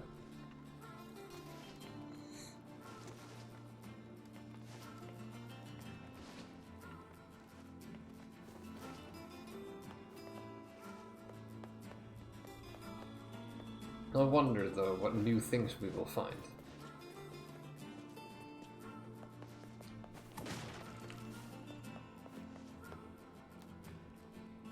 Up we go. Apparently Kaine cannot climb ladders. And Emil's just floating around.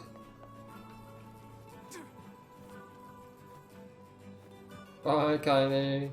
Bye! Oh wait, she teleported. That's a useful ability to have.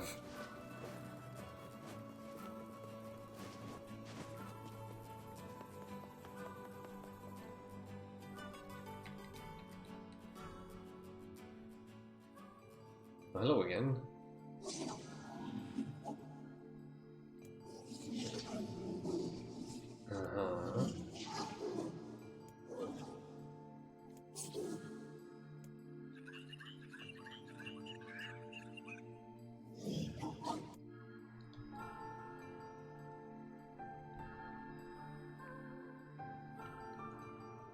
And I guess now we get to see all the... Ain't you excited, sunshine? We finally get to bathe in blood. Oh, that's new. Don't talk to me. I want to kill so bad I can barely stand it. Okay then. Oh, hello.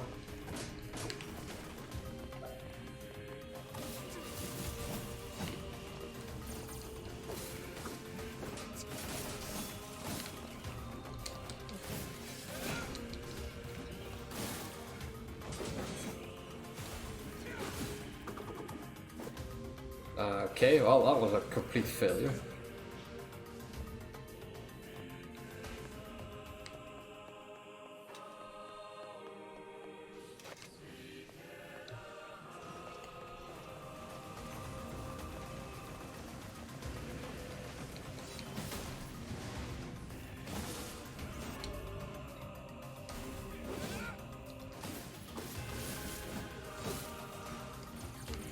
Right, next, let's go. Need to go up, all the way up. Oh, come on. Out of my way.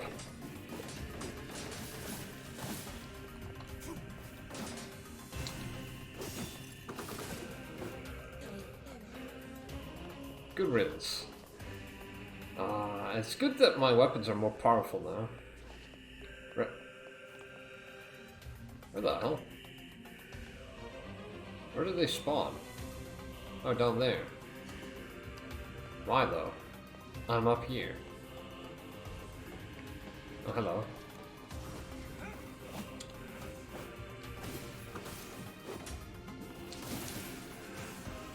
Wow, you went way back.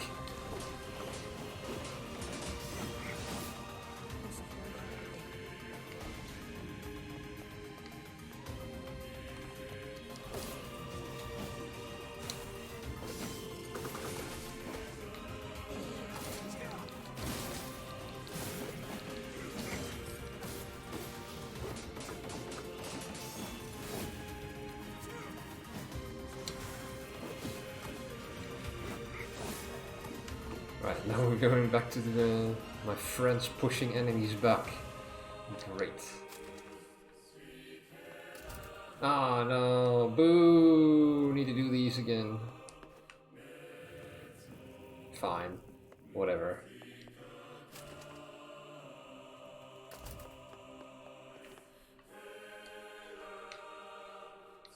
Right.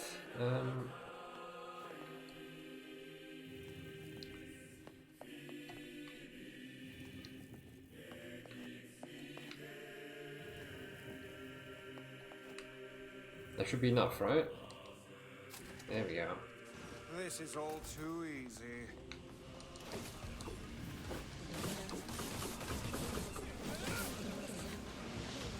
Oh, it was easy.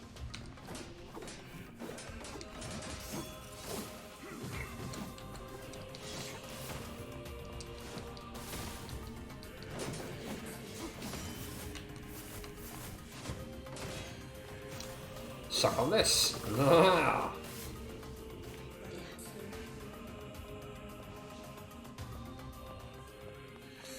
Who's next? Can I go up here? Yes, no, no, no I cannot. Need to go around.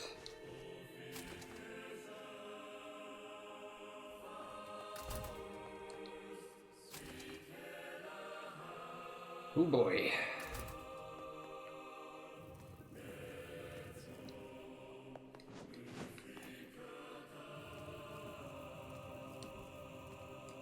Oh wait, actually I need to get rid of this entirely.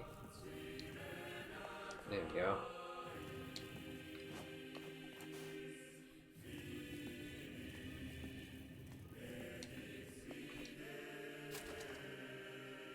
no. More of these.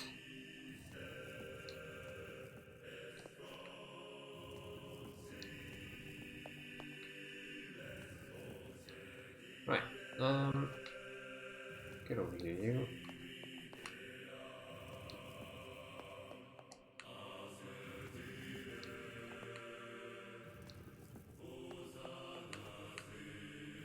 Almost there.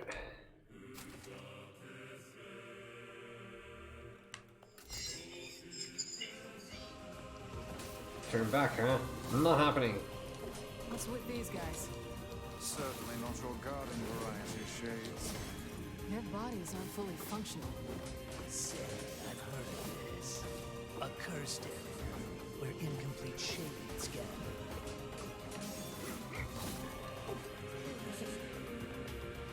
Health salve, huh? I have 10 of that? Huh.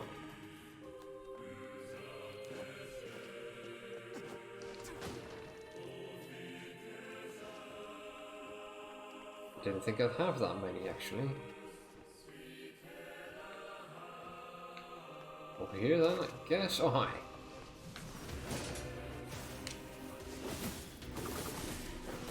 Aha, suck on this.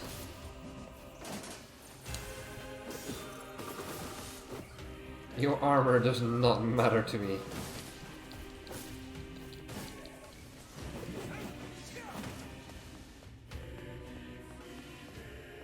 Ah, gorillas? Moving on.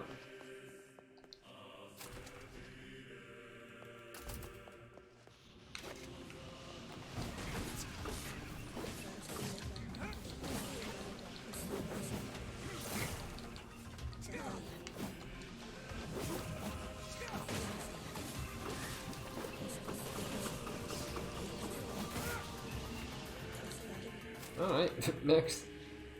That was quick. Oh no. Really? More non-puzzles. Seriously, they're not that difficult. Oh, I don't even need to do that. Over here. Here we go. Kablam! Top that off. Ugh. Yeah, this is stupid, right? Because I'm pretty sure the door opens outward.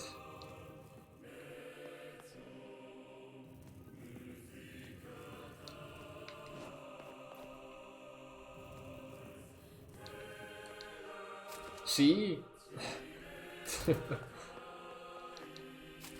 That's just dumb. Oh well, whatever.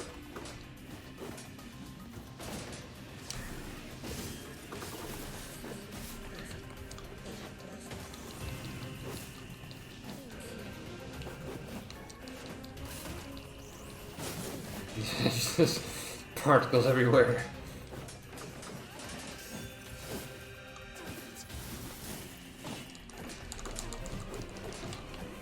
Really now, guys.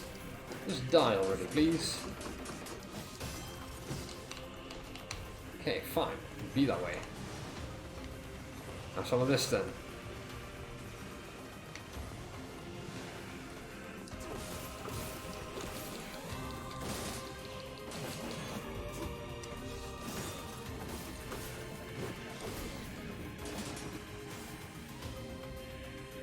You want some? Right over here.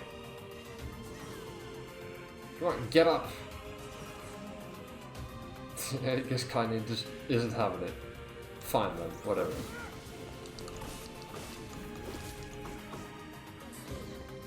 Strength captures. I haven't used a single one of those. Oh, come.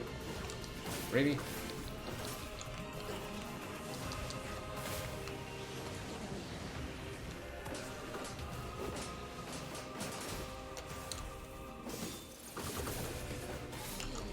Level up, level 28.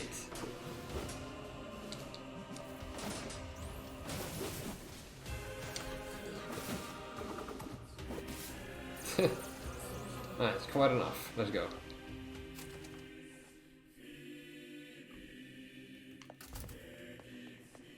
Aha there, big guy. Holy sh! Okay, well, that thing didn't stand a chance.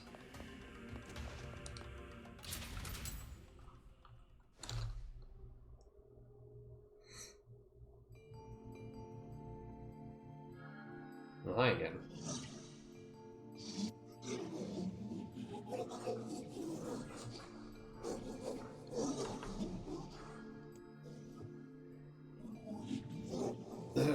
What is this about?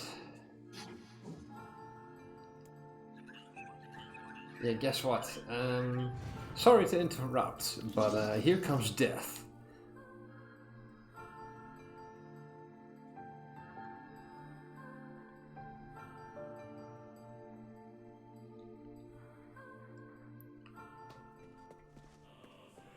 Kaine? Emil? Look, from now on, I'm going to sleep outside with you. Why?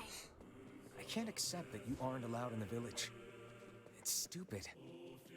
So you're staging a protest? Have fun. Don't waste your time. But it just feels wrong. Well, that's really nice of you, but you still don't have to Can stay out here with us. I cannot. You've got Ah, a super important boo! mission. You can't sleep out in the rain. What if you catch a cold?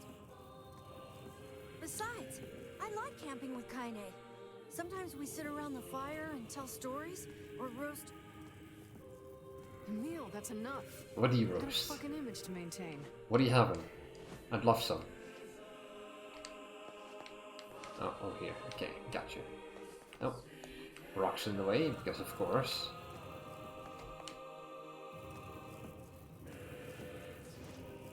You know, Kaine, instead of rolling around, you could help me push this.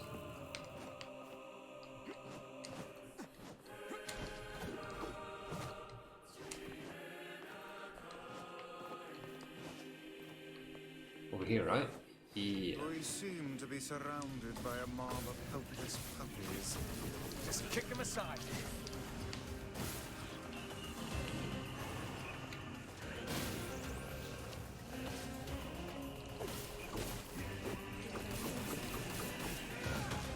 How many more?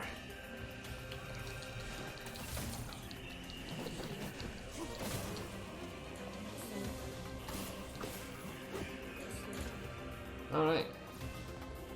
That's it, right? Yeah.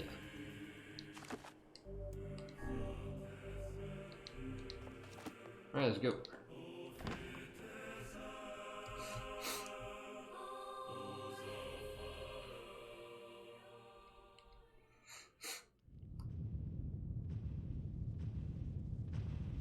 Hello.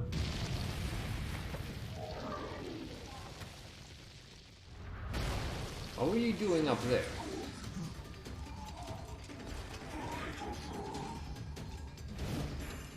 Touch who? You're the only one here.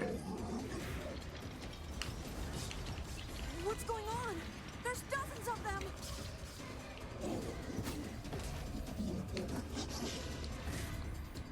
Oh, I see. These are creatures of the darkness.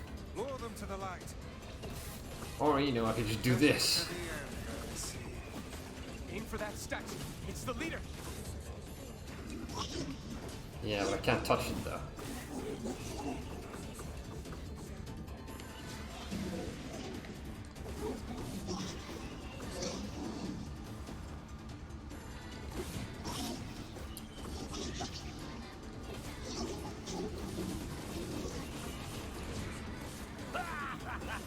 Oh, you're funny.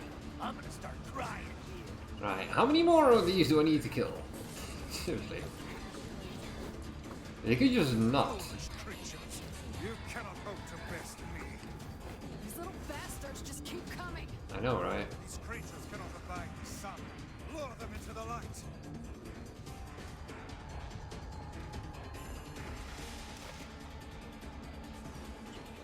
Oh.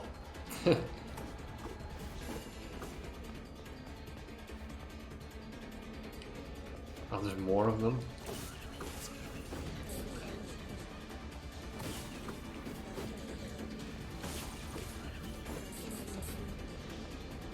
Seriously though, how many more?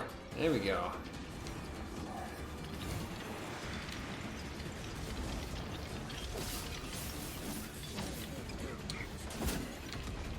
Really? Ow.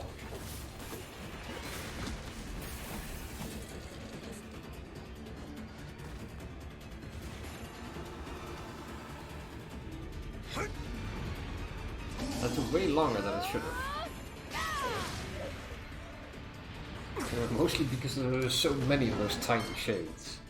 Have you felled the beast? Nope, still alive.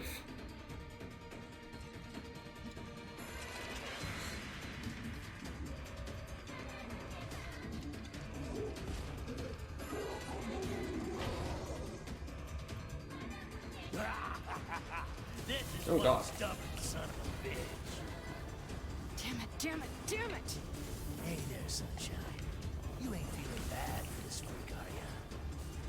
Ain't no turning back now. You got a lust for blood. Embrace the slaughter. All we know is the thrill of battle. Ain't that right, Kaine?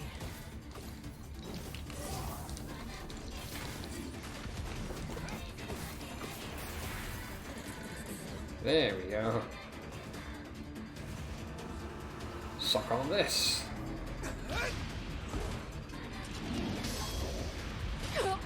Oh, right, that happened.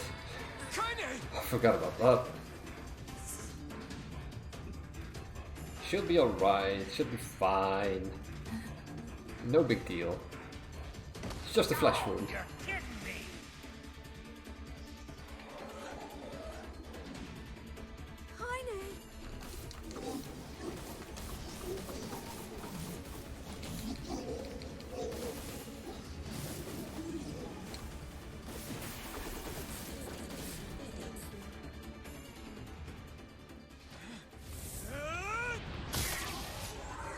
There you go.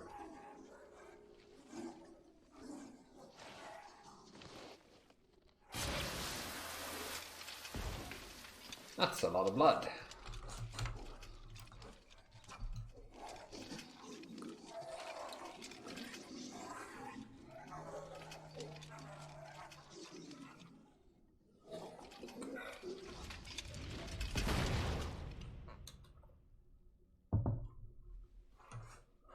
All right then.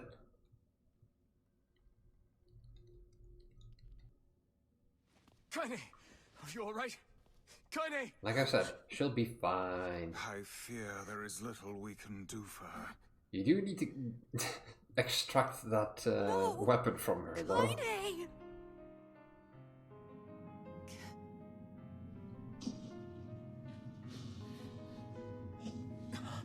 What is happening? It's all over for you, sunshine. Kaine! Kaine! Uh-oh. Here we go again.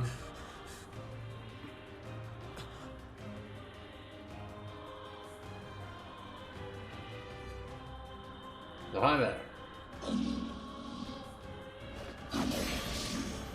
Now let's do this.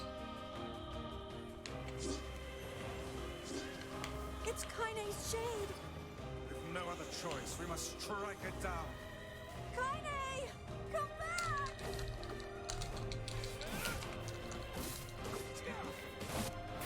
Oh, that was quick. Oh dear. Oh dear. Oh bother. Kaine! Kaine! Kaine! I couldn't hold it back. It's I can't fine. be with... We're always going to be together, Kaine. If you transform again, we'll just stop it again. As many times as it takes. I don't care how tough it is. We're gonna get you back. I like sleeping outside because I'm with you, Kaine. I'm able to ignore my appearance and keep going because of you. I weak wonder and I'm sad, if we're and gonna I'm do the lonely, Shadow Lord but fight you again make me and we get to strong. hear You're my what he friend, actually and I says. need you. So don't you dare leave me.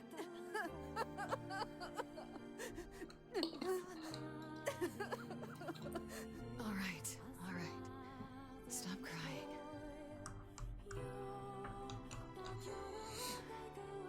I'm out of drink. Thanks. I still need another hour. I'm all right. That's what you get with all that narration. Narration is thirsty work.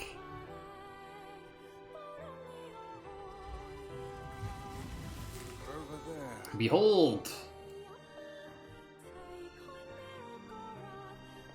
Alright, let's go.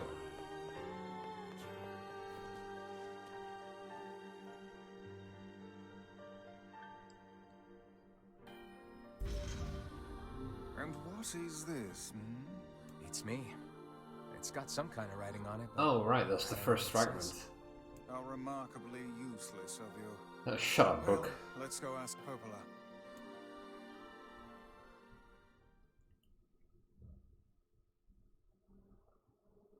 It's a cipher of some kind. Uh-huh, and we need Didn't 4 more determine its pieces, huh? meaning. I think this is the key to unlocking the Shadow Lord's castle. Here, take a look at this. Yes, the Stone I Guardian. wrote down all the words I can understand. This fragment is called the Stone Guardian. Given that you found it in the Lost Shrine, the words must mean something. There are spaces here for 4 other fragments as well.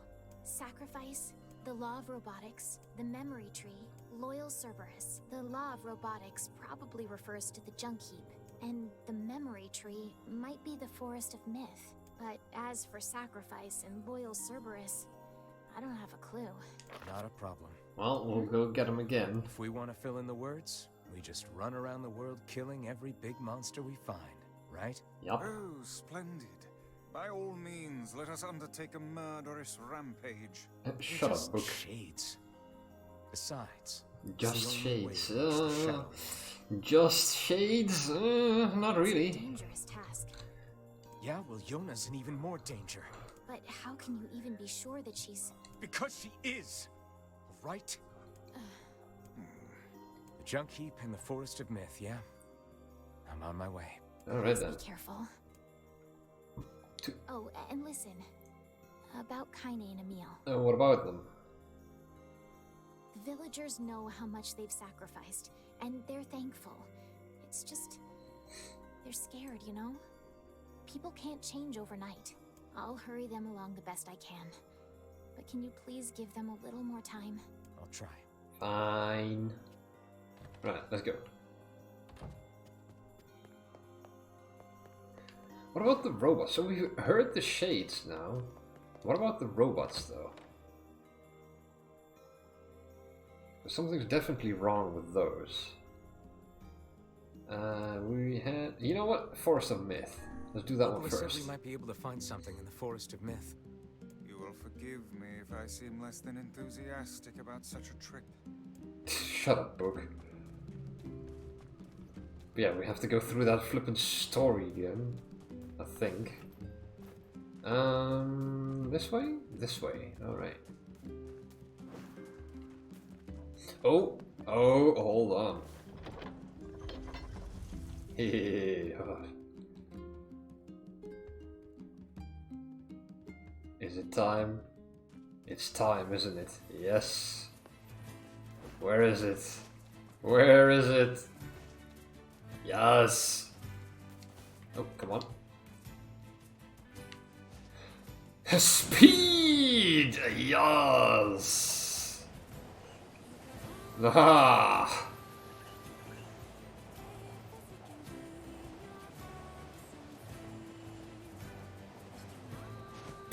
And I didn't actually bump into anything this time.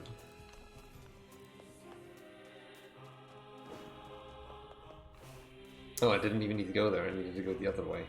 Oh well, while I'm here... Silver ore. Nice.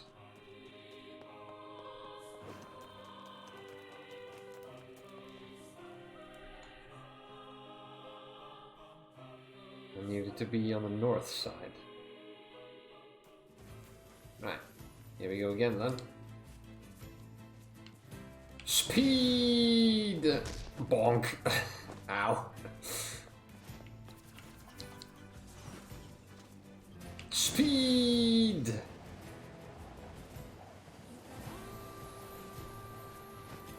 Don't know how I didn't bonk into anything there, but hey.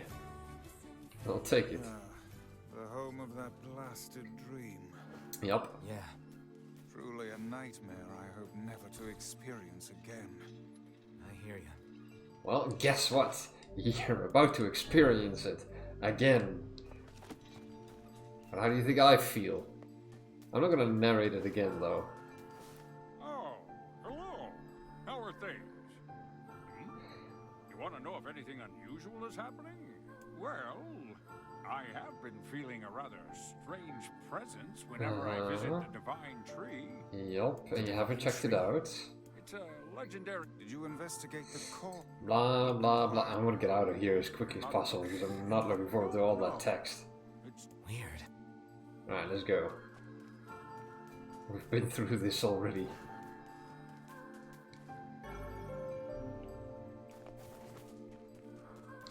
We are the grass, the trees, the woods. Why do we seem to encounter nothing but odd people lately? You should talk, Vice. As if Grimoire Vice is capable of spouting such nonsense. You are more than capable of spouting nonsense. Hang on. I don't think it's done. Is the dark entity that governs all memories. May the words form themselves to your liking. Does that mean it'll tell us what we want to know? That'd be nice. Now, that would be nice.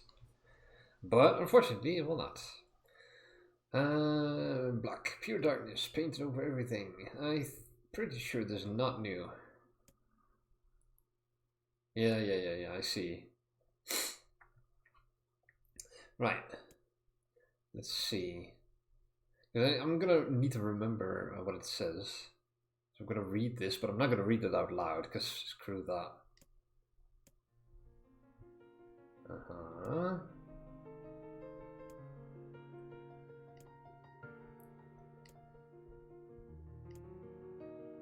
I need the color of the first story. Blah blah blah blah blah blah blah blah blah.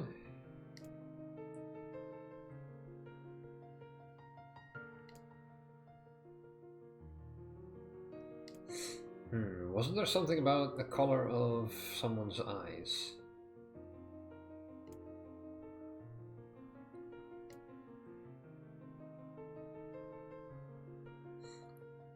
Blue eyes, there we go. Okay.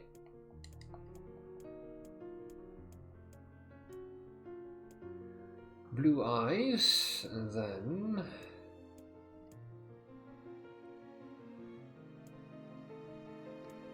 how many enemies?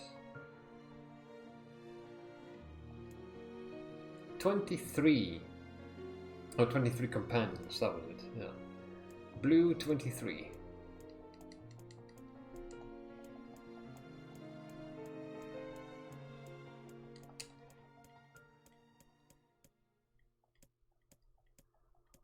Right.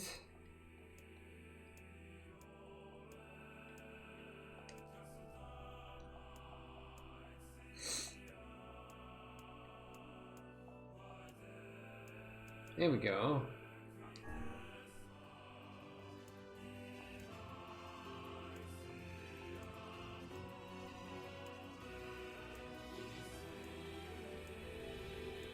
So, where is it?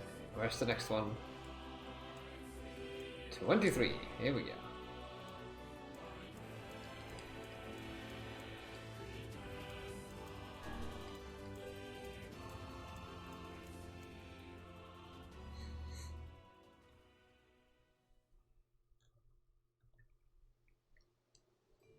Easy enough. What in the... I never realized shades were capable of rational thought. I don't care if they can tap dance and play the fiddle. I just want to kill them without all this hassle. With the tree defeated, we no longer have to worry about being buried in its world of letters. Well, I have to worry about it. Time itself begins to rewind.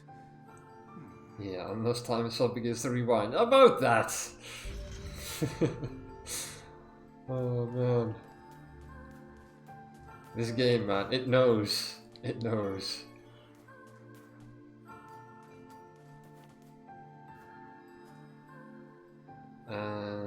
Head for the junk heap. Opola said we might be able to find a key fragment in the junk heap. Perhaps we can find a clue at Two Brothers' weaponry. Well, there's only one brother now. But first, let's save.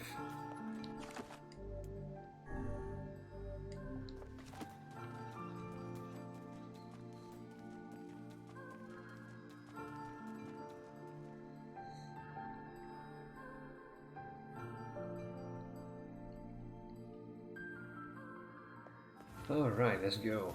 Oh, yes, yes.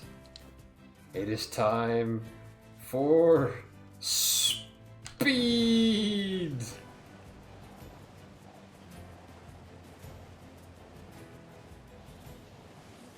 Oh, hell yes. Well, hi there.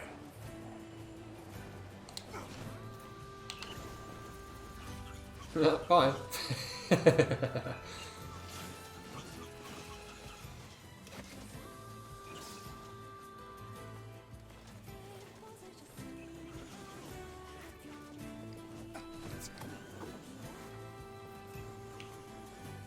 Alright, that works.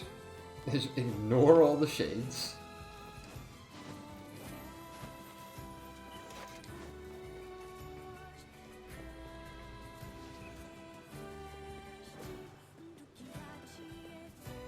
Yeah, I think this is going to be one of those games where you wish there was a pacifist option.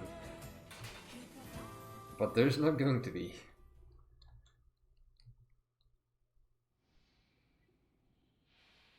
Oh, this is the memory. Where'd they go? Get him! Don't let him escape! What's this?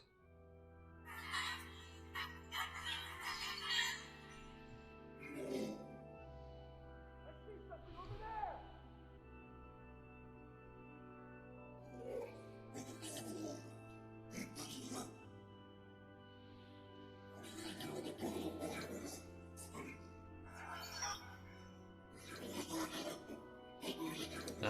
Don't fight, run!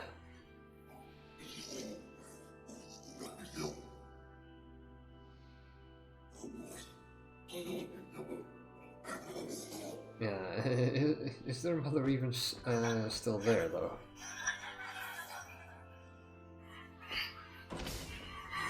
Nope, definitely not. Mother's dead now.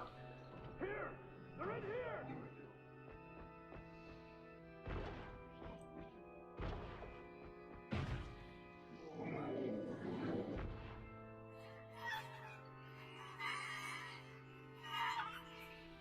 Well, shit.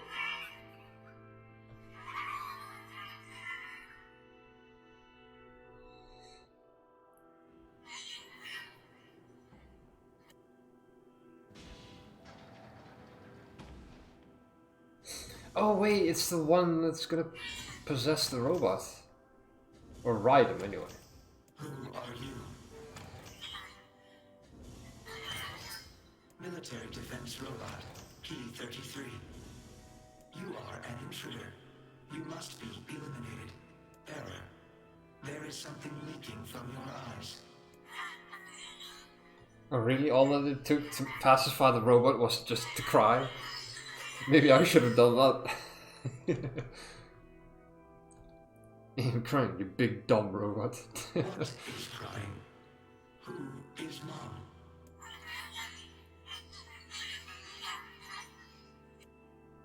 My creator is also dead. He perished hundreds of years ago. 874 years, 10 months, 14 days, 4 hours, and 43 minutes. 44 minutes. Oh wow. Okay then. I am incapable of being lonely, or missing others, or crying. You will die. Why will they kill you? I will not permit the humans to kill Khalil. Military defense robot P-33 will protect you. Okay, well that was easy. P-33 is charged with defending others. P-33 will defend Khalil. BP. BP the robot. Alright then.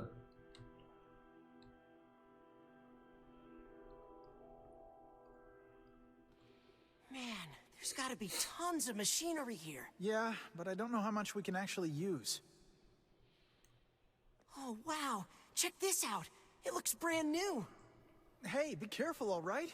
This place is dangerous. I'll be fine.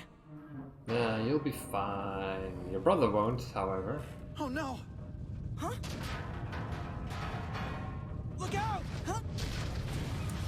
Oof.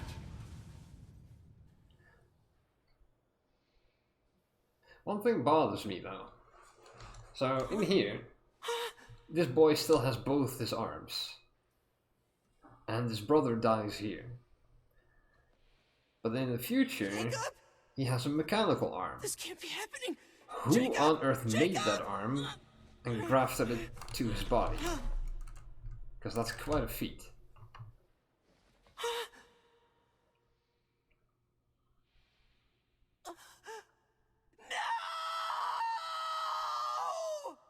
No! Oof. Rest in peace.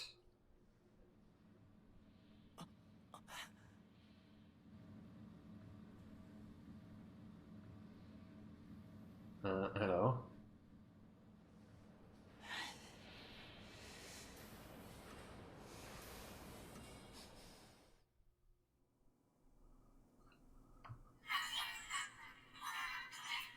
The noise of the intruders caused the structure to fail. They should have proceeded with more caution. The noise? Or was it the noise? Perished.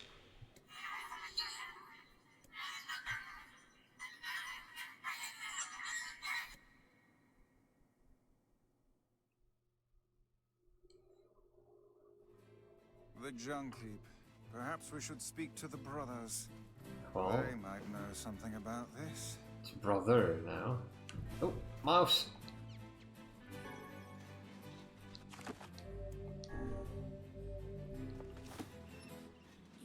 Right, I guess it's not time for Shadow Lord yet.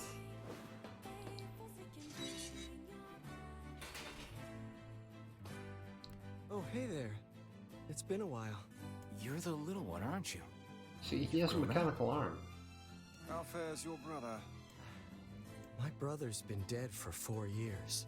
Oh, I see. Please forgive the question. It's okay. I need to ask you something. What is it? You heard any rumors about shades around here? Well, Not the there's little one. ones.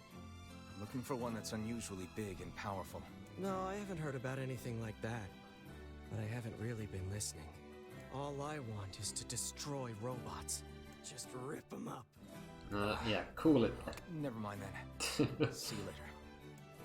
Don't want to hear you craziness again. Wait! Yes? I recently got my hands on a weapon. A very powerful weapon. I thought you might get some use out of it. Don't we already have this weapon? Wait, what? These things happen the second time around. Oh, come on! Really, Gabe? Really now? It's pretty beat up. Oh, I mean, man. there's potential, but it's fairly powerless right now. Can you repair it? I can repair anything with the proper materials. If you'll fix it, I'll get the parts. I'm so glad I decided not to throw this out.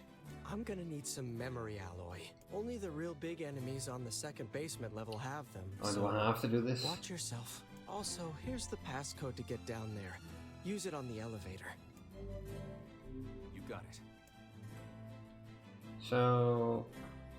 I'm gonna need some... Only the real big enemy... You got it. By the... What can I help you with? can I actually strengthen it some more? That would be nice. Iron will? No, cannot. It's extra heavy sword. My god. Look at the damage though. When it goes from nearly 400 to over 600. What would I need though? One more memory alloy, 2 rusted clumps, of which I have none. and dented metal bat, which I already have. Come back soon. Right, well, actually, hold on. I'm good. Only the real big. You got it. By the what can I help you with? What do you have for sale? You do not have any rusted clubs. Darn. Come back soon. Yeah, I would love to actually upgrade Iron Will to be more, be even more devastating than it already is. Because it is quite a ridiculous weapon despite its weight. Mouse. There we go. Let's go get us some memory alloy. You already possess the following item, memory alloy. Oh. It's a shame about the older lad. He was but a child. I guess we can go back then. A dangerous area for the sake of the business. Wait, do I actually... Wait, hold on. Is he gonna upgrade my weapon to level 3 for free? A large seagoing vessel that carries freight and passengers over bodies of water. BP. You have taught me much, Khalil. You have helped to expand my vocabulary. You have instructed me in the ways of the outside world.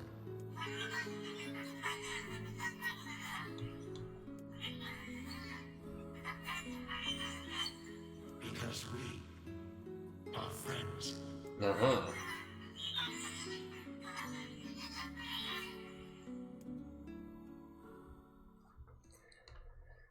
Well, that's not gonna have a very happy ending. Oh, mouse. I'll take that.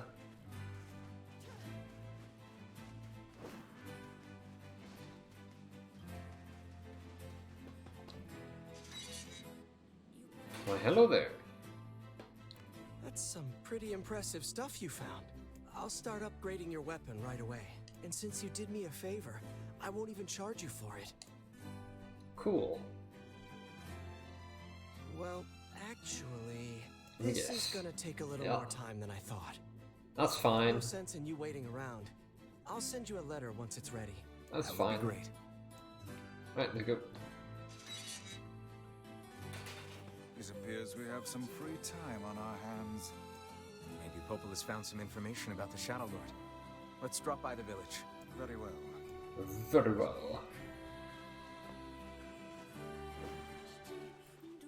Right then, here we go.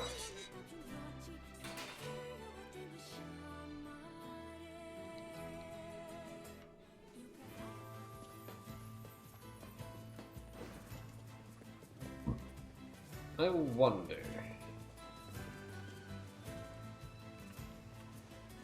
Can I go by boat? Wouldn't that be nice?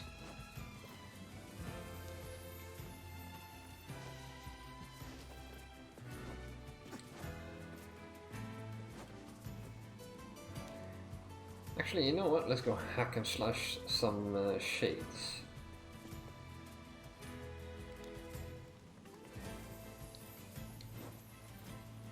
There you are. Stabby, stabby!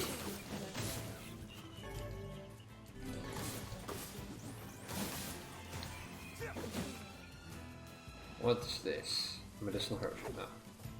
That many meal don't scare me like that.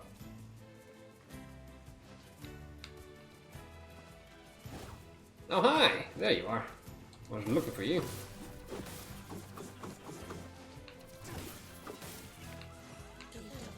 Who's next? There you guys are.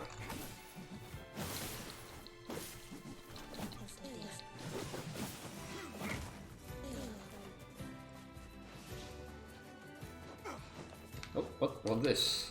Lizard. Right, time for Speed! Hell yeah. Bonk.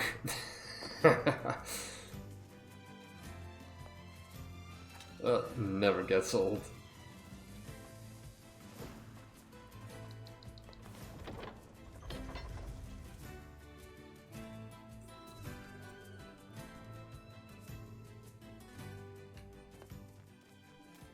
Hello, village. Does this village even have a name? 'Cause I haven't actually heard it.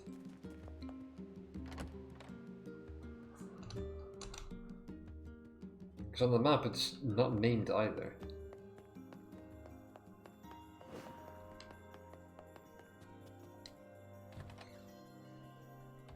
Oh, hello there. Learned anything new about the Shadow Lord's key, Popola? You know, I was just going to talk to you about that. You remember the Eyrie, right? Yeah. A depressing shell of a village? Not so much anymore, it sounds like. I just got this letter from the village chief. Have a look. No, you did not. That's not a letter from the village chief. Sacrifice? Isn't that the name of one of the key fragments? That's right. I've been trading notes with leaders from every town in the land. You're amazing, Popola. This entire affair strikes me as a bit too convenient. Yep. I'm afraid Grimoire Weiss is correct. What do you mean? The Eyrie has been shut off from the world for years. And now they've not only opened trade routes, but they freely exchange information about the Shadow Lord. I agree. Yeah, well, actually, when I reach their shopping area, I want to see if I can buy some things, some unique things. You're overthinking it. Besides, I don't Because I might have missed something on the previous playthrough. I won't get Yona back by just sitting around and waiting. If there are shades there, I'll just kill him and be done with it. Oh dear. Well, if that's the way you feel, I guess I won't stop you. Try speaking with the chief when you get there. I will do that. Bye. Right, onward to glory.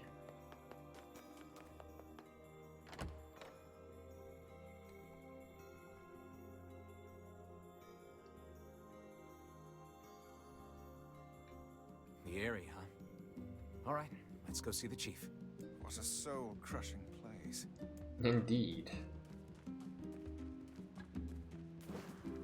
Indeed. But we're gonna have to visit anyway. But at the very least, I get to ride a boar again.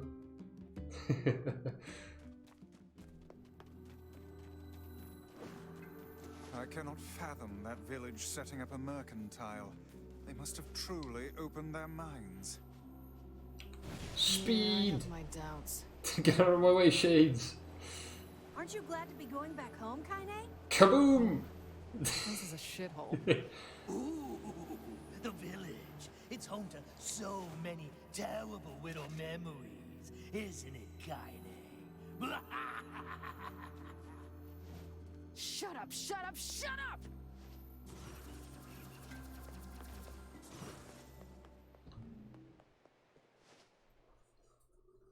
Right, I guess we might learn more about Kaine now.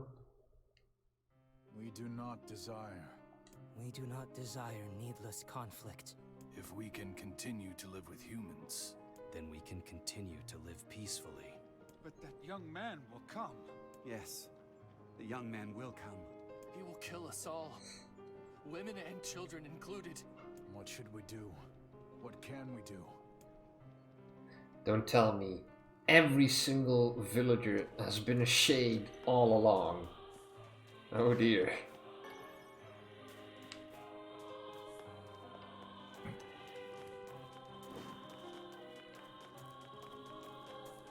You know, they could have just not revealed themselves.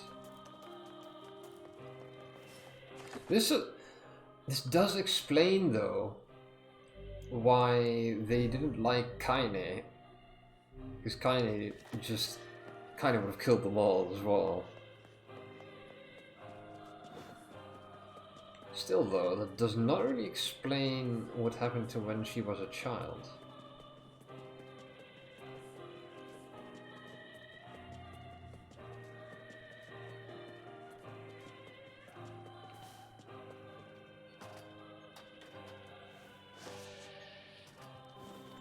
think I'm going the right way.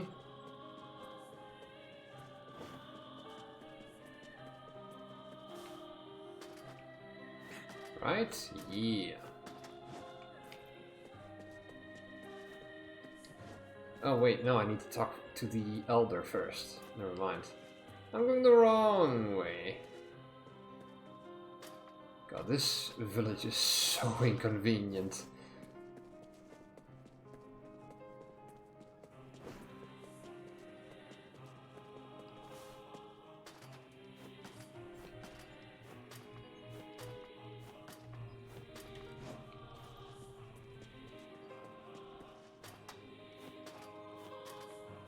Going up.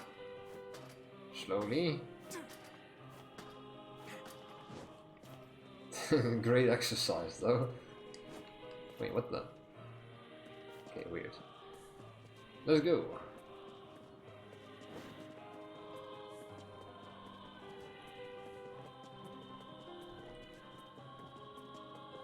Still weird though, an entire village of shades.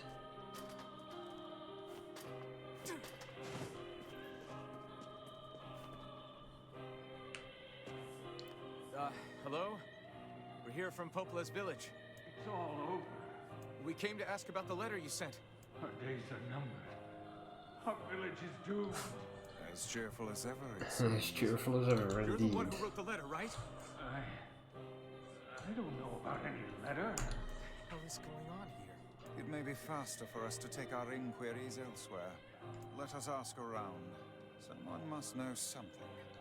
Right, let's go shop, shall we? I'm not gonna go through every single building again.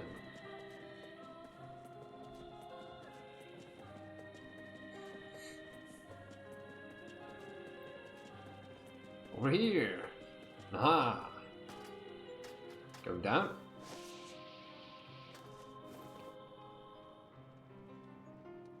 Can I not jump off down there?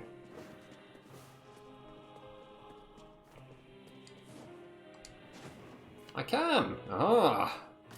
It's actually a lot quicker. Could have gone horribly wrong, but hey, it didn't.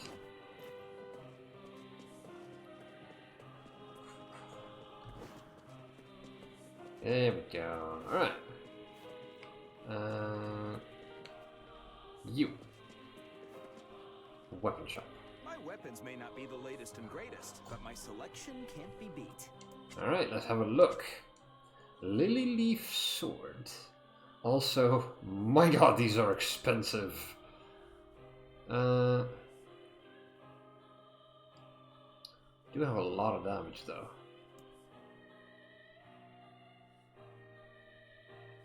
Axe of beheading. Oof. Beast Bane.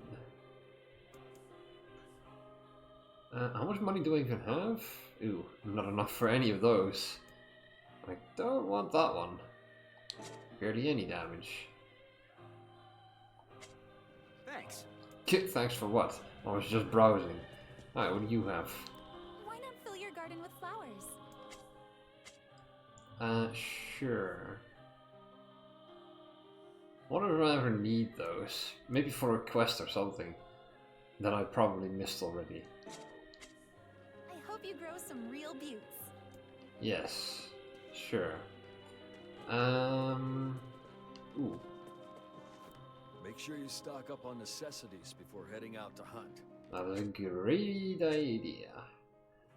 I have enough. I have more than enough.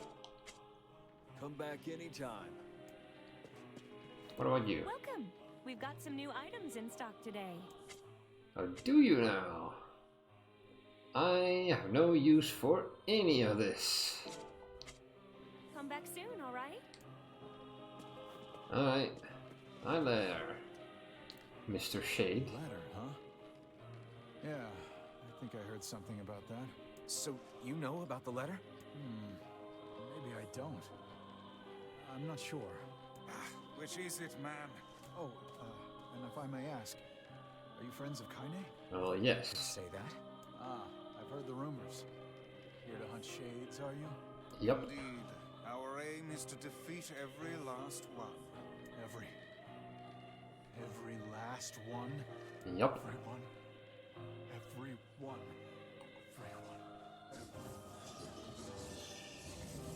Uh-oh. Vice! Beware, this man is a shade. Damn it, it's a trap! I figured as much.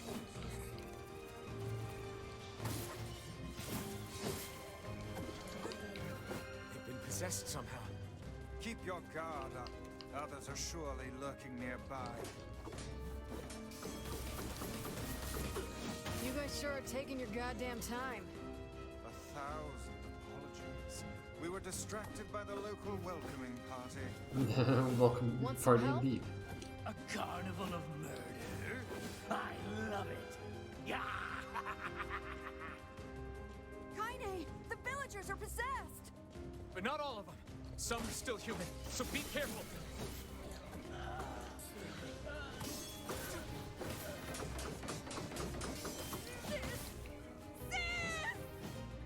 Uh-oh.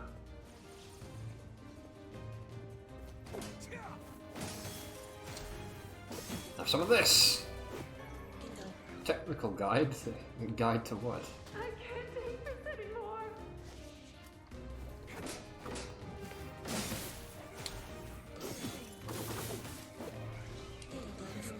Oh damn, did we get all of them? Nice! 3 for 1. Oh God, help us! Help us, please! We are shades! On my way. Hello, Kaine. How you doing?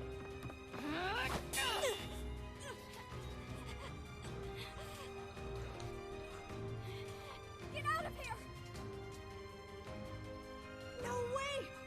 I'm not going to abandon my own sister! Kaine, what's going on? Don't be fooled by this lady. She's a shade. Well, damn. No! No!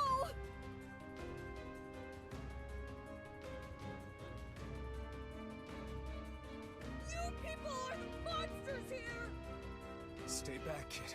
Your sister is one of them now. I don't care what she is! She's my sister, and I love her. Well, hi there.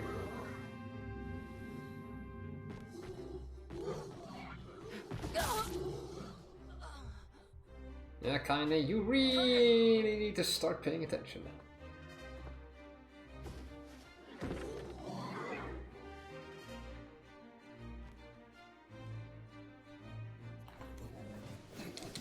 Ow. Stop it! Don't hurt my sister!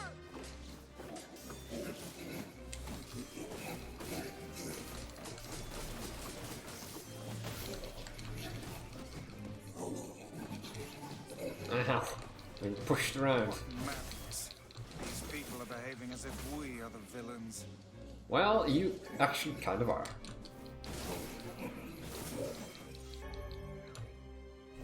Kaine! Kill them! Kill them now! No! You've got to stop this! I'm trying to save you from the shades! Please, you have to stop! Emil! We need to get out of here. Kaine! Kaine, get up! Villagers are under attack over there. Well, let's go. Here we go. What could those black swirls be? Gee, I wonder. It's all over. This village's history.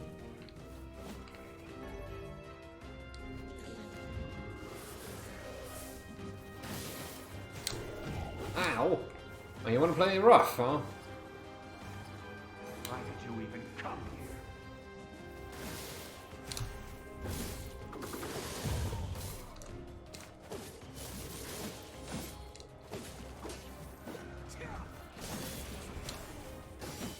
Put down that weapon, please. I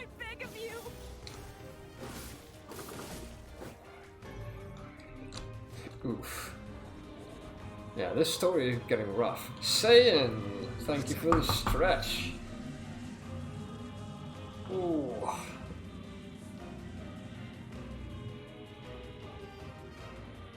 Right on cue as well. Oh, nice. Now I am ready to face this one again.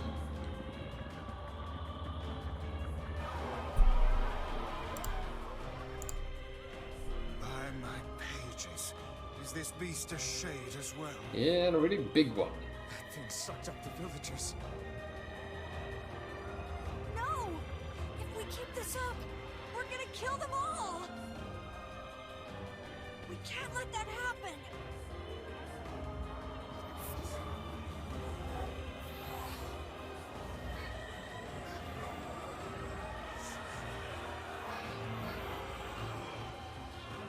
Right.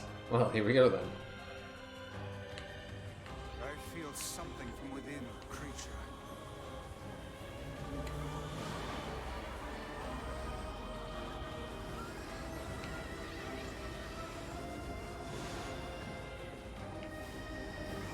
Is this the combined power of all those shades? It will take more than a barrage of magic to stop us. The first to waver is the first to die. Well, pretty good so far. Coming from the center of that eye. Well, it's cool and all, but I can't exactly reach it. There we go.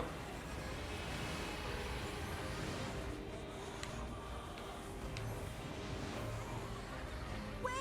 I think those are actual people! Hold nothing back. Those are shades.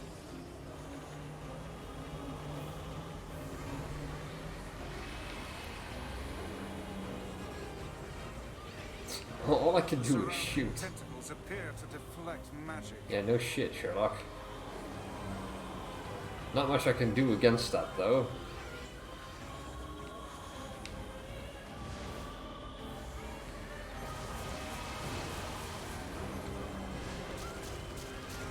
Oh dear. Speed now. Focus your magic on the beast's center.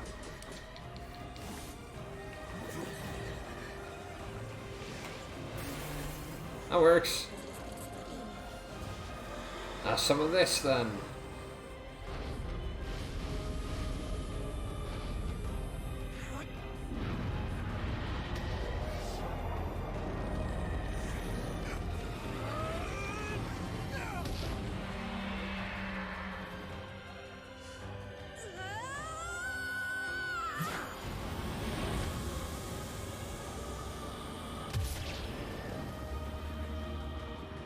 Oh, swirly.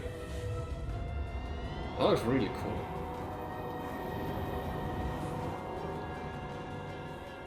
Alright. Next. Something's coming!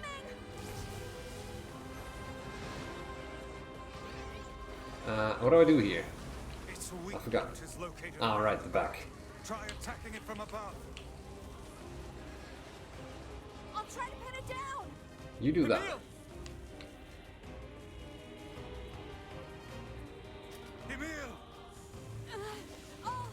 I'll keep it busy! You should be able to attack!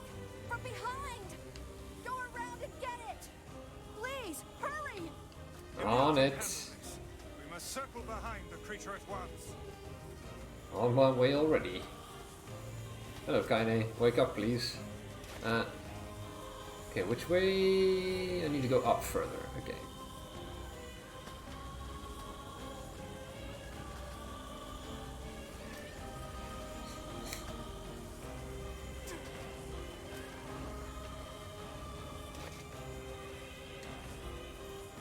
Here we are. You must strike it in the eye.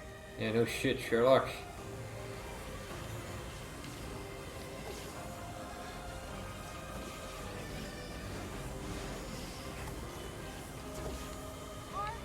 Are you there yet? Yep, I'm on it.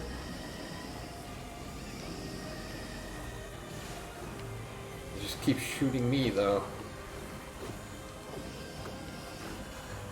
My bullets are not reaching. Now some of this. escaping to the inner level. I'm coming. Gotta catch my breath. And you do that. Careful, Emil. Won't help anyone if we lose you here. Going down. Kaine, anytime now.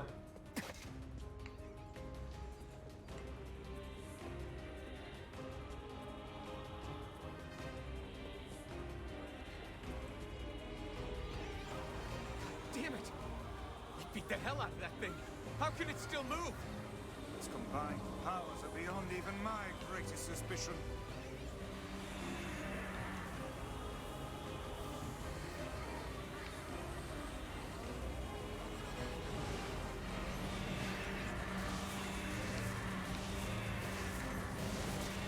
Come on! Help me take it out! I'm on it. Almost there.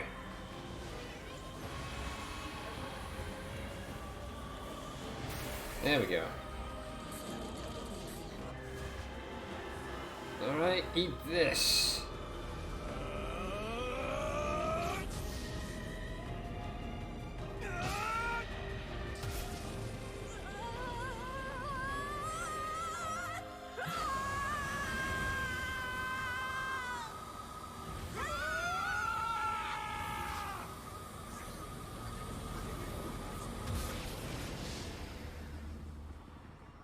Yep, that'll do it.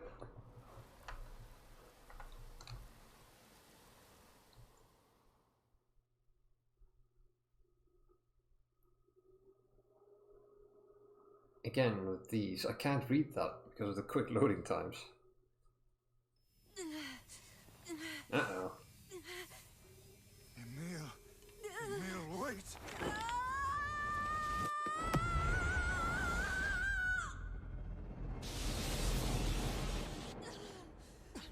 Emil! He's gone. His instincts have taken hold. The ultimate weapon is being deployed. Ah, fuck.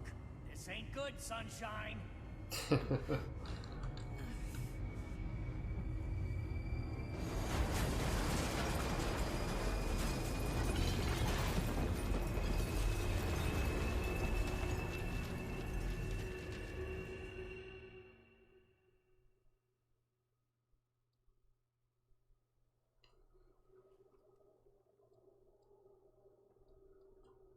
Right, well, we're done here.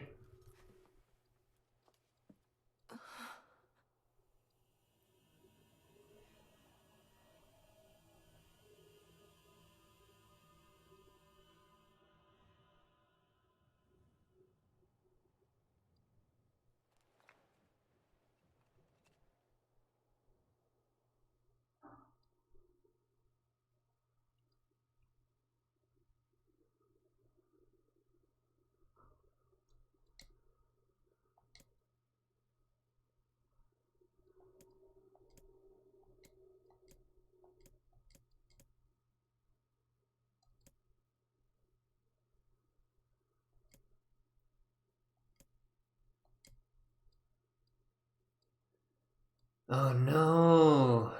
More narration. Alright. Well, here we go then. I hope this is the last bit. A klaxon sounds from deep within the bowels of the laboratory. Thick metal shutters drop down, sealing off the room with a series of dull metal thuds. Abort the experiment. Number 6 is out of control. Everyone get out of here now. The researcher's words are abruptly cut off as a massive hand materializes out of the gloom and lifts him into the air. The researchers begin to scream. He screams and screams, the sounds echoing off the walls of the laboratory. Done. I need a drink! Hold on, I need a drink. Be right back.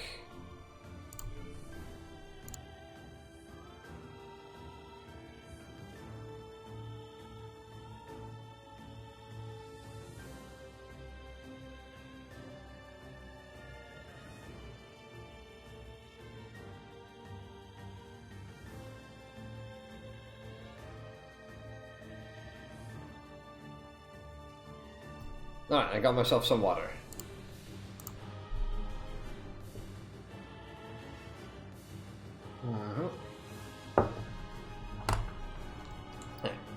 The rest of his colleagues stand in silence, mouths open, unable to process what they have just seen. Then a female scientist takes a step back and lets fly with a heartbreaking wail. But this is a terrible mistake, for the sound of her cry suddenly brings forth a monster in all of its terrible glory. His body is a bloated corpse, its head a grinning skull, and it is massive, many times the size of a human. The head lolls from side to side as it tramps about the room on all fours, bringing to mind the wild maneuverings of some wretched, starving beast. This creature, this thing, is experimental weapon number 6, also known as Halua. No, oh no, please stop! Oh god, save me! Save me! Let me guess, those are all the scientists. One by one, the maddened cries of the researchers are silenced. When number 6 understands their petitions, it pays them no heed, instead continuing its rampage of destruction and slaughter with a focus that borders on obsession. After an eternity, the screaming stops, the alarms fall silent, and only then does the creature make a sound, howling out with an unfathomable roar. Words are hard. That echoes up and down the empty halls of the blood-soaked laboratory. It's a sound that curses those who had dared bring such evil into the world, and yet one that also seems to be pleading for help.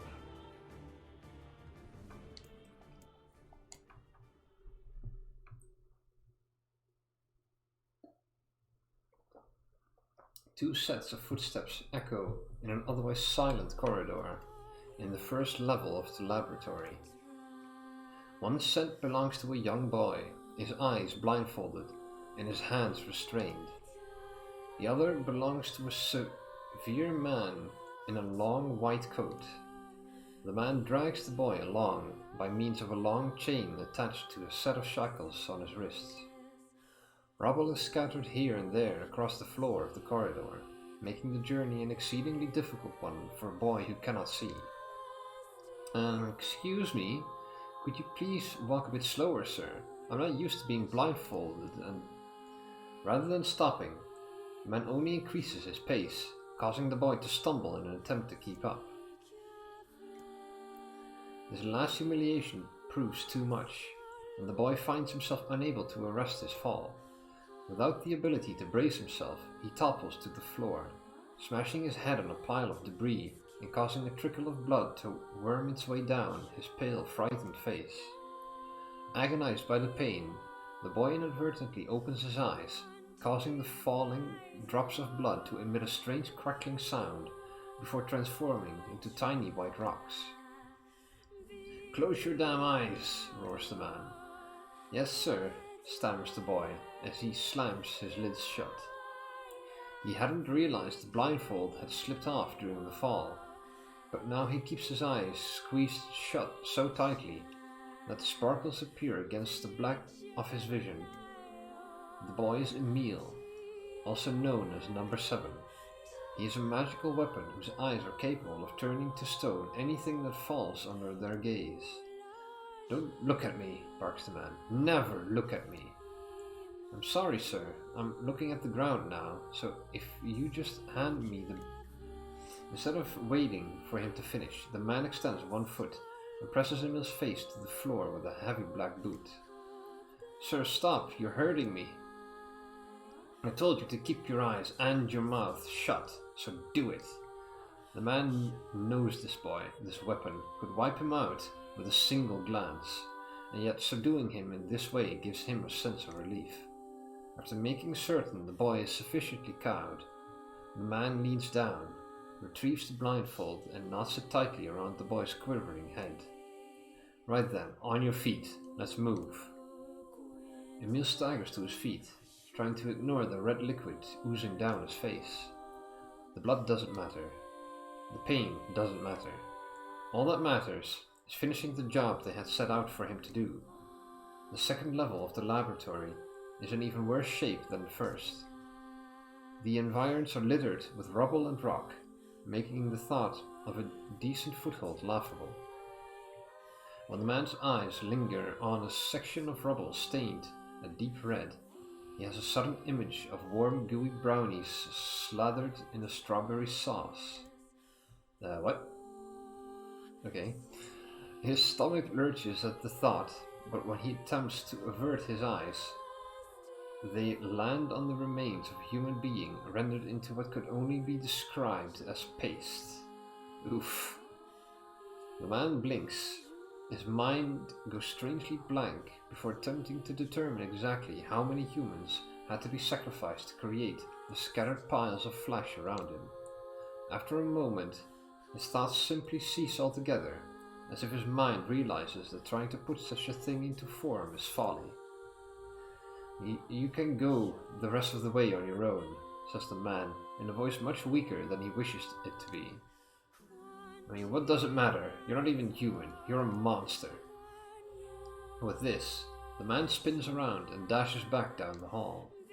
A helpless Emil simply listens as the footsteps of his erstwhile captor fade into the distance.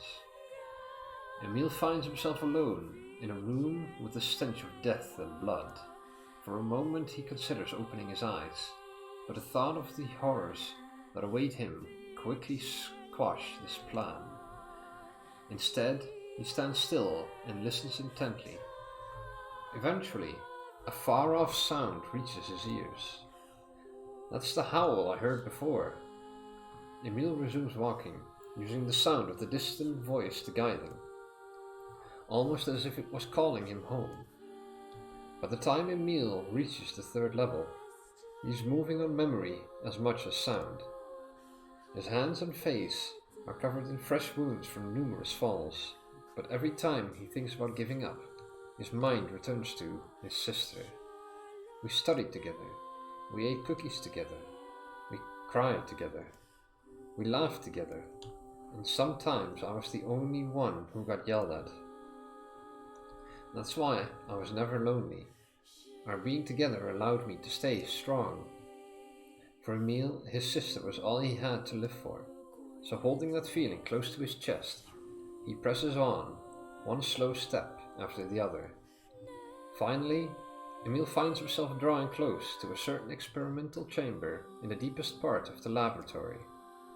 The howl is very close now, and as he touches the switch that controls the door, he thinks about his mission.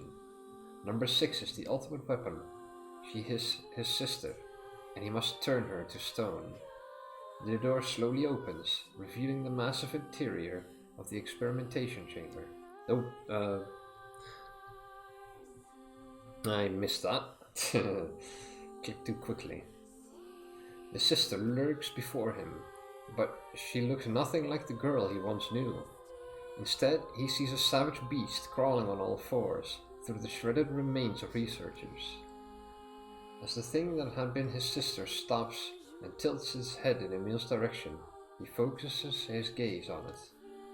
A series of soft, crunching sounds emerge from the creature as his magic does its terrible work. First the fingers, then the hands, arms, legs, and head. What little color the beast once possessed fades to a dull ashen grey, and yet somehow it summons what strength remains and pulls itself toward Emil, one slow, lumbering effort at a time. Wailing, the massive monstrosity closes in. Is she worried about me, or is she coming to kill me? Emil feels prepared to accept either outcome. After all, this was his older sister, the person he loved more than anyone else in the world. Halloa, The moment Emil speaks, number 6 comes to a sudden halt. Silence descends on the chamber, as the siblings stare at each other.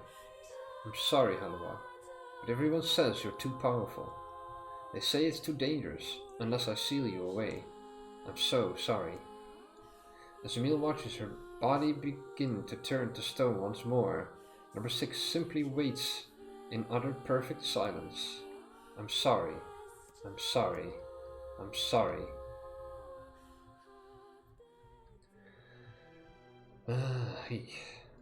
The moment number 6's petrification is complete, Her memories flood into Emil's mind.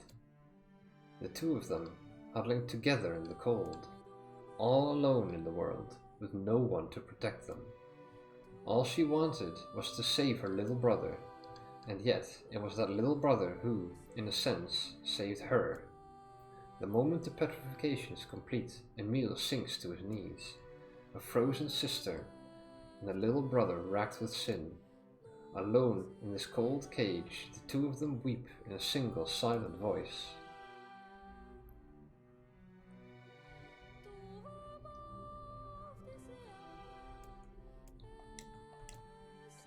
It was our combined power that destroyed the Eyrie. Whole existences, entire lives, even their memories. We took it all. We took everything. My sweet gentle sister turned into a monster, and the same thing will happen to me now that I have her power. If my instincts as a weapon win out and destroy me in the process, if that power ends up hurting someone I love,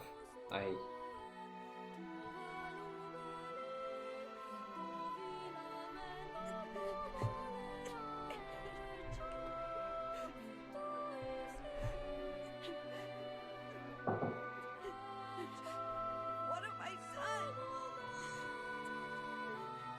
I killed innocent people. I killed them all. But you saved us. If it wasn't for you, we'd all be dead. We owe you. But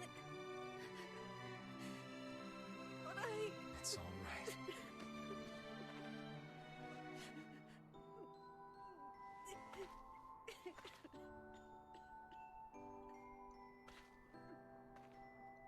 Really. Don't look back. Ah, man. Yeah, and now that we know what those shades really are, it's even more devastating.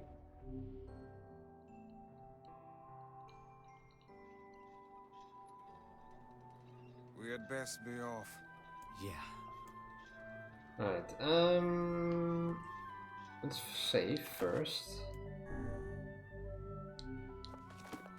And then it is time to find someone to raid. Any suggestions? If not, I'm gonna go find someone myself. And I think... ooh. Well... not many options. How about Epic Tight Pants, who's playing Phasmophobia?